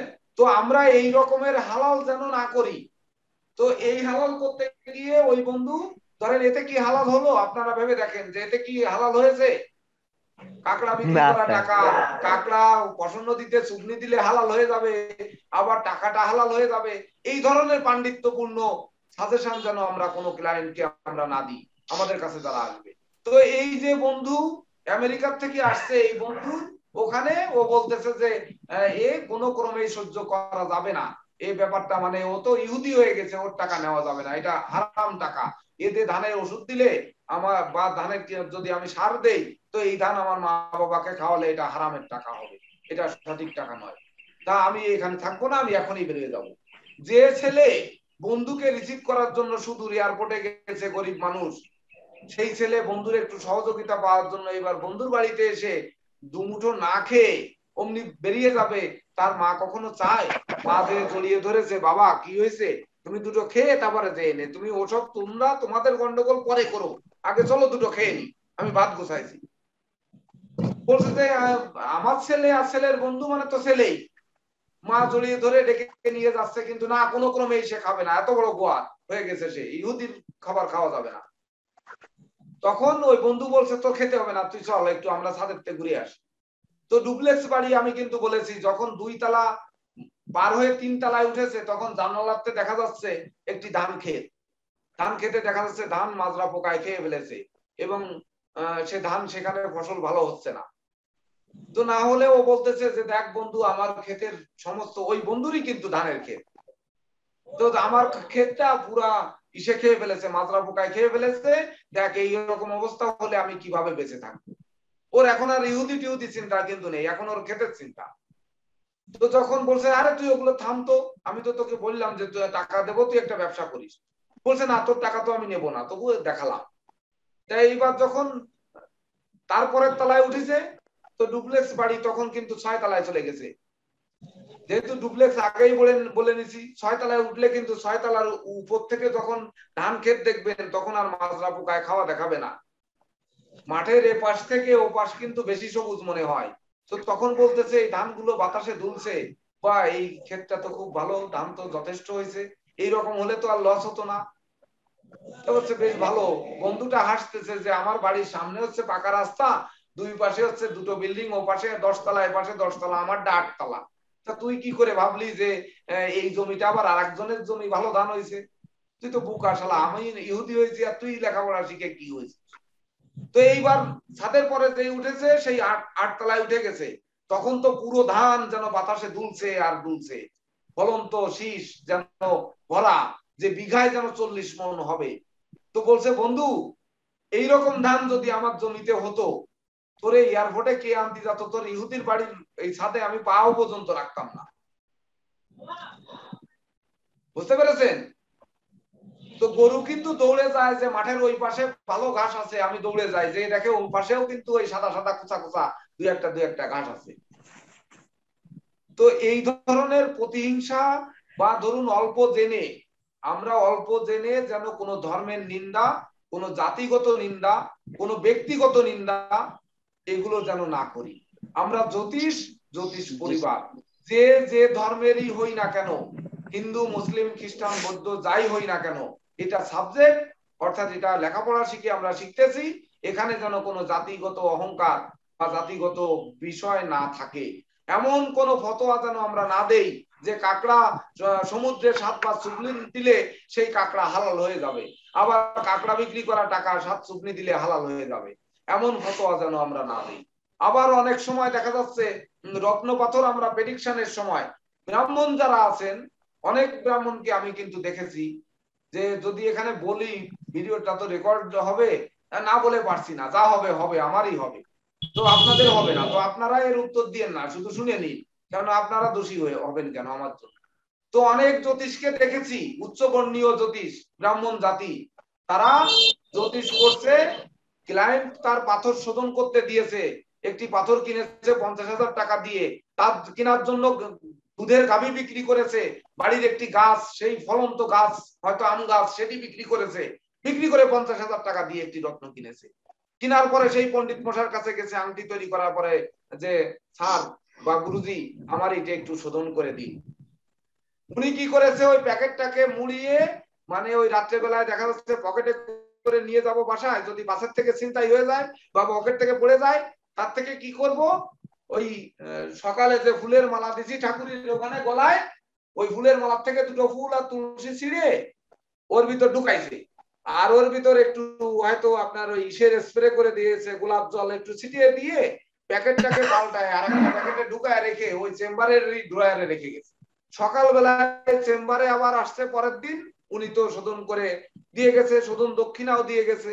উনি কি করলেন, সকালবেলায় এসে রত্নটাকে পকেটে ঢুকিয়ে রাখলেন ড্রয়ার থেকে বের করে। রাত্রেবেলায়ও আমি সঙ্গে গেছি তার, সকালবেলায়ও আমি তার সঙ্গে আসছি চেম্বারে, এসে দেখি ড্রয়ার থেকে রত্নটা নিয়ে বাম পকেটে ঢুকালো, বললো তোমার রত্নটা শোধন করতে 3 ঘন্টা সময় লাগেছে, তুমি দিছো মাত্র 450 টাকা, যদি আর 50 টাকা বেশি দিতে মায়ের পূজায় লাগায় দিতাম। তো এই ধরনের শোধন করে, এই ধরনের ফাঁকিবাজি করে আমরা যেন উপার্জন না করি। যে যেভাবে আছি, যে ধর্মের আছি, সেই ধর্মের নাম নিয়ে কিছু পারি না, আমরা মুসলিম যারা আছি কোন শুভ কাজে বিসমিল্লাহ বলে কোনো কাজ শুরু করতে পারি, মহান রাব্বুল আলামিনের নাম স্মরণ করে আমরা তাকে পরিয়ে দিতে পারি, যেহেতু আমি শোধন করতে পারছি না। তাছাড়া শোধন পদ্ধতিও আপনাদের শেখানো হবে, যে বিভিন্ন ধর্মের জাতক জাতিকাদের জন্য, যে বিভিন্ন ধর্মের জ্যোতিষদের জন্য, যারা ধর্মীয় ভাবে শোধন করতে পারবেন না, ভিন ধর্মীর লোক আপনাদের কাছে রত্ন নিতে আসছেন, রত্ন শোধন করতে আসছেন, এই সকল রত্ন কিভাবে শোধন করবেন, তার নামে তো পূজা হবে না, সংকল্প হবে না। ধরেন মোহাম্মদ জাকির হোসেন, আর অনেক সময় বেজে গেছে, হ্যাঁ আর 2 মিনিট, আর 5 মিনিটে আমি ক্লাস শেষ করে দিচ্ছি। তো এমনটি যেন আমাদের না ঘটে। প্রয়োজনে তাকে আপনি সেই বুদ্ধি দিয়ে দিন যে আপনি হয়তো পড়ে, বিশেষ করে আপনি ইসলাম ধর্মাবলম্বী, ঠিক আছে সূরা ফাতিহা পড়ুন, বা হয়তো দেখা যাচ্ছে যে কোনো একটি কোরআন শরীফের আয়াত পড়ুন, 5 বার পড়ে তারপরে পরিধান করুন, বা আপনার ধর্মগ্রন্থের একটি অধ্যায় পাঠ করুন, পড়ে তারপরে পড়ুন, এরকম ভাবে দিন, কিন্তু ফাঁকি দিয়েন না। ফাঁকি দিয়ে এভাবে 2 টাকা উপার্জন করতে গিয়ে, হালাল করতে গিয়ে যেন আমরা নিজেরাই নিজের পায়ে উড়াল না মারি, এদিকটাই কিন্তু খেয়াল রাখতে হবে। অর্থাৎ বাংলাদেশ ন্যাশনাল এই একাডেমি অফ অ্যাস্ট্রোলজি থেকে যারা বের হবে জ্যোতিষ হয়ে, এরা বিশ্বের বুকে এমন স্মৃতি দেখাতে হবে যে স্মৃতির জন্য বিশ্ব অপেক্ষা করেছিল। ভগবান সৃষ্টিকর্তার বা মহান সৃষ্টিকর্তার অবশ্যই যদি আমাদের কর্ম ভালো থাকে, আমাদের উদ্দেশ্য যদি ভালো থাকে, তাহলে অবশ্যই আমাদের উপর কৃপা দৃষ্টি বর্ষণ করবে, তবেই না সেই ক্লায়েন্টের উপকার হবে। আপনি বিচারে একটু ভুল করে বসতেই পারেন, কোনো না কোনো ভাবে ভুল হয়ে যেতে পারে, ওই ফোড়া কাটতে গিয়ে, সেলাই করতে গিয়ে ভিতরে অস্ত্র থেকে যেতে পারে, কিন্তু সেটি যেন আবার স্মরণ করে দেয়, পুনঃ অপারেশন করে যেন সেটিকে সুস্থ করা যায়। এমন পর্যায়ে থাকতে যেন আমরা অ্যাকশনটা যাই, এটা যেন হয়, সেটা যেন আমরা সেই পরম পিতার কাছে প্রার্থনা যেন সবসময় করি, এটা যেন আমাদের ইচ্ছা থাকে, তবেই না কিন্তু আমরা জয়ী হব। তো সর্বশেষ আমি আমার ক্লাস শেষ করার আগে একটি কথাই বলতে চাই, আমি যেগুলো বলেছি যদি ভুল কিছু বলে থাকি বা ত্রুটিযুক্ত কোনো কথা বলে থাকি বা কাউকে ছোট বা হেয় করার জন্য কথা বলে থাকি, সেজন্য আমি সবার কাছে ক্ষমা চেয়ে নিচ্ছি, বা আপনারা ক্ষমা সুন্দর দৃষ্টিতে দেখবেন।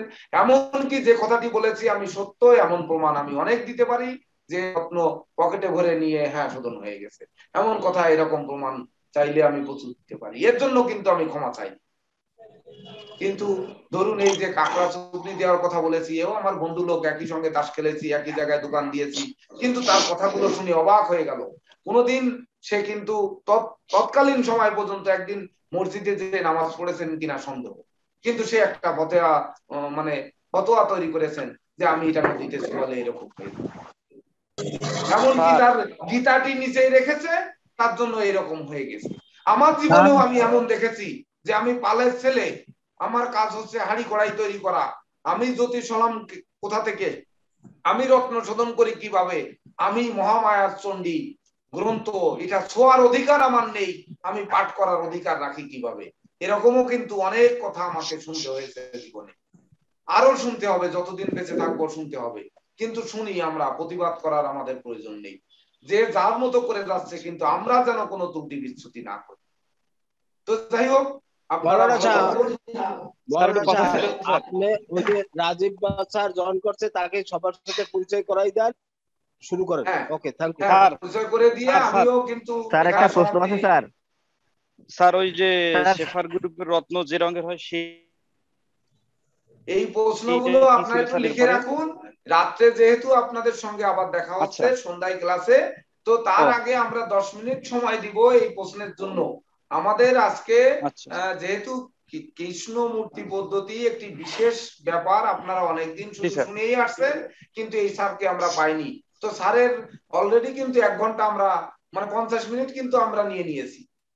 তো যদিও নিয়ে নিয়েছি এবং উনি অধীর আগ্রহে বসে আছেন, এটাও একটা কষ্টকর ব্যাপার। তারপরে আমাদের মাননীয় প্রেসিডেন্ট স্যার আছেন, লুসুগিরিতে ক্লাস নেবেন। তো বৃহৎ জিনিসকে ছোট করে বলতে গিয়ে যদিও কেউ মনে কষ্ট পেতে পারেন, তো আপনারা এটা ক্ষমা সুন্দর দৃষ্টিতে দেখবেন, এই প্রত্যাশা নিয়ে সমাপ্ত করছি। তার পরবর্তীতে হচ্ছে আমাদের কৃষ্ণমূর্তি পদ্ধতির এখন ক্লাস নেবেন রাজীব বাছাড়। স্যার আপনার পরিচয় দিন। স্যার আমি নারায়ণ স্যার। স্যার আমি নারায়ণ চন্দ্রদেবনাথ। স্যার আমি একটা কথা বলতেছিলাম স্যার। বলেন স্যার। ওই কিছুদিন পূর্বে আপনাকে আমি হাত দেখাইছিলাম স্যার। হ্যাঁ এটা রাত্রে বলেন, সন্ধ্যায় 7টায়, এখন না। ঠিক আছে স্যার, ঠিক আছে। রাজীব স্যার আপনার পরিচয় দিন। আমি Rajib Bachhar, Bangladesh national academy of অ্যাস্ট্রোলজির এখানে টিচার। কেপি আমার কেপি হচ্ছে কৃষ্ণমূর্তি পদ্ধতি।